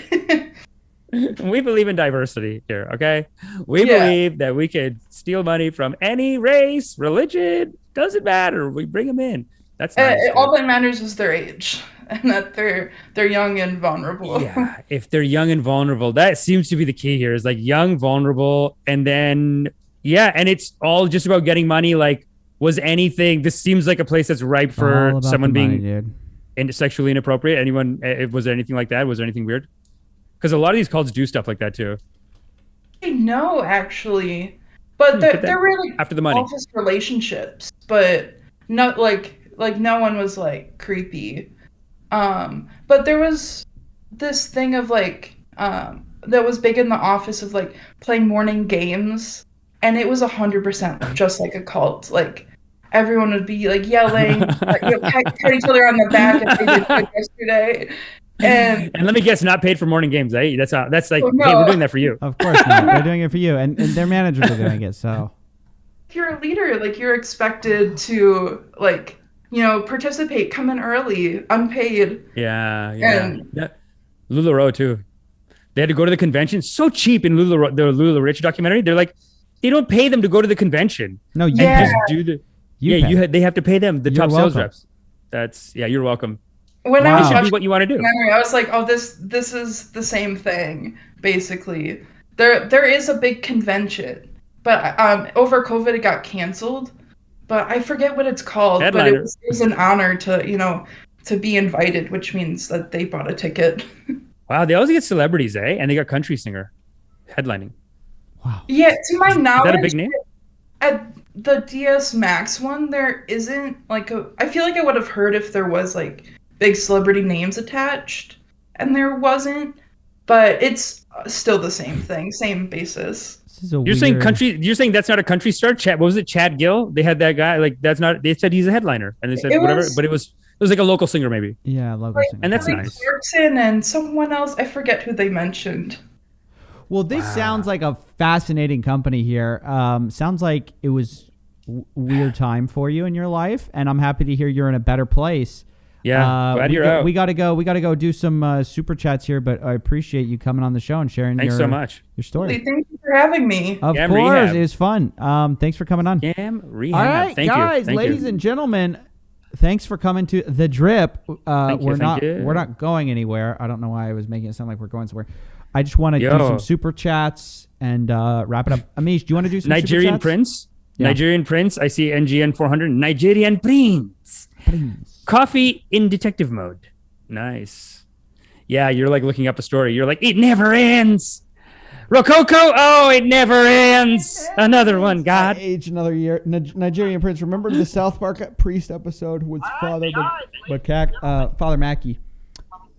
Nigel, research Gematria. What else do we got? Sigma, $2. Stoic. Enjoy the process without a matter to the end. Yes, Tau Sigma. This is a stoic, very beautiful, powerful belief. $2. Rococo Inc. crypto scam. I don't know why she said crypto scam. It doesn't sound like a crypto scam at all. It sounds like a just weird MLM. Well, at the beginning she was talking about a couple of things, but I think this is the one she did years ago that was similar to the guy who we had on who did the grocery store. Story though. It was a great story. That was really good, like, man. The drug test thing, dude. I didn't want to tell her, but I'm reporting her. Just know I've traced your IP, and you're going to jail. Don't you have bigger fish to fry? I feel like you have so many people, and you're like, no, but the righteous must be righteous. I'm joking, dude. I'm joking. Guys, no, that was great, man. That was such a great in-depth look at it, because I love the brainwash little techniques. Yeah. The little details. It's like, this is crazy that someone wakes up. Can you imagine two grown people? You got a bunch of 20-year-olds. You're 30. And you go, okay, do brainwash number 1 on him, and I'll do brainwash number 2 on her. She's a little bit like this. Do brainwash number 3 on that. Well, it's interesting that the brainwash people then do the brainwashing. Like she, even the lady we were talking to was doing like the thing about basically manipulating people, whatever. Yeah. Wyatt, turn that off. Is that Wyatt or is that? I think that's Wyatt. Wyatt, we can hear you, dude. We can hear you listening to the show. Oh, okay. I didn't know that was gonna come through my headphones. I'm hearing my own voice from 30 seconds ago, and I'm gonna go. Blood's gonna come out of my ears. What's up? No, I was doing a timestamp. Oh yeah, Sick, no dude. worries. Thanks, Dude, thanks, why thanks. it's already on it, guys? It's already being clipped up and edited on the. It's already. As This is so good. we speak. This is great. Ladies and gentlemen, this has been the. What do you think? What do you think? That's good. That's good. Yeah. How many clips we got? You got to start giving us clips. Like, you know, it would be good if on the show he's like, "That's 2 clips." Like what? That's 2 clips in Scam Rehab. But Grady Mage, yeah. Karma's dad. Coffee, get help from the congregation. What's up, dude? Not $50, 50. I don't know what the currency that is. Any currency is appreciated and loved. Don't worry. Yes, it is. Yes, it is. Firdas, SGD 50. Great work, gents. Oh, that was from like an hour ago. Greedy Mage 50. Coffee, get help from the. Just read that. So can we get a live reaction to what the best time is, guys? Because 9:30 is tough for me. It's not. It's tough. I'm gonna be. By the way, it's 9:30 in Texas. It's 10:30. That's why you're an hour before us. Yeah. So it's actually not. Yeah, you're saying 9:30. It's at 10:30 for us. It's early. We've been up. Me and Wyatt have been texting each other for like half an hour before the show. We're just like, "Yo, what's up? Should I call him?" Should I call him, dude? No, I was nervous about not waking up. I was legit nervous last night. CEB Applejack 59. What a name. $2 looks like Rocco coin. Did you read that one too? No. Did you read that? I don't know if I did. CEB Applejack 59. Another $2. Rococo Inc. Oh, I saw. Yeah, I did see that. I did see that. I feel like the guest that How we is just had 9:30 early tweak, dude? It's early if you stay up till like 4 a.m., 3 a.m. Yeah, chasing the unrighteous. It's not a normal. I don't have a normal schedule. I'll admit it. Let's go lunch though. We really do need to go daytime though. But you were saying that you wanted to go daytime. So are you saying that I've rescinded my offer? This is what I was telling you. My super ego, my ideal self. I'm waking up at 5 a.m. grind set and just getting right to work, etc. But the reality of my life is that I stay up way too late researching this stuff, and I'm going to bed. I need to get some sleep. 9:30, probably too early. Well, that's about when I want to wake up. But why don't we do this? Why don't we do 2 p.m. and then we'll slowly. Well, what if we do 2 p.m. and then we slowly pull back half an hour, and then in 10 weeks you're at 5:30 a.m. We're all doing podcasts like Jocko, Good. No, every week, 7 minutes. We'll talk about it. Yeah, you guys say 6 p.m. over here in Skyland, 22:30. Oh, dude, it's 10:30 in India right now. 7 to 8 p.m. CST? Question mark. Lance, no, thank you. You start at 7:30 where I am. In the morning means I can listen live in the UK. What up, boys? We got such an international audience. It's cool. International. Do we get a guy from Africa? We get such a broad swath. We have a wide circle of love. Singapore. Yeah, dude. Really, we do. Our congregation is a wide circle of love. Guys, yeah, that's the show, I think. $7.99 from Vish. Love from Australia, guys. Schedule this whenever works best for you. The Jab. Did you catch that? Steven, did you catch the Aggies play this weekend? I saw the results, and let me say, it is a good time to be an Aggie. We beat the #1 team, Alabama. I think it's the first time they've lost in like a year or maybe more. This is football? This is American football? Yeah, wow. sorry. American football for you international people. It's where you throw it instead of the kick thing. Great game. The name says football. Finger down to the wire. Beat the best team in the world right after losing to 2 unknown teams. I mean, it was incredible. Wait, in the world? It's not NFL. It's like, is it college or NFL? College. So Alabama arguably could go professional and immediately still win. I mean, they're so good. Really? They're insane. They eat. They go on field and they just eat other teams, dude. They're feared. They're feared. They are so righteous that I don't know what they're feeding them over in Alabama, but it's like it's some like hogs. It's some like, grade A American honker beef, dude. It sounds like the work ethic is righteous. I remember being at A&M and going to a game with Alabama and seeing our guys on the field, and they're like, even from far away you can see scale, and just like the Alabama guys looked like they were about to eat our guys for lunch. Oh no. Yeah, and that's how all the games are. They're huge, dude. Wow, dude. Yeah, no, dude, American college football is like a thing. It's like so huge. It's like its own. It's like a religion in America. It is, dude. I remember I watched those movies about it, like these high school movies. What was that one that I watched where the guy's like captain of the football team, and it's just like causes so much drama for his family and stuff? Summer Nights, Summer Heights, something. It's like the TV show. There's like a whole TV show about it too. But it is such a good drama because they take it so seriously. Like that's what they have. They're like, this is a small town, and we have football, and we have beer, and we have my truck, and that's it. Play football and be a man. Like it's just like, yeah, get a concussion like a man, dude. And like the uncle's go in a over there wheelchair. and get brain damage like a man, dude. Uncle's in a wheelchair, but they say, I don't give a damn. Techna Jade says we feed them the ones that didn't make the cut. True. That's it. Applejack P. Corey says Congress been using ivermectin. All right, boys. We will talk about other stuff later. I guess we've got a lot of topics, man. We didn't even get to, but dude, I gotta run. I gotta run in 2.5 hours. It's been a good drip. Let's go, dude. You had a good morning, guys. Hope or night or whatever. Yeah.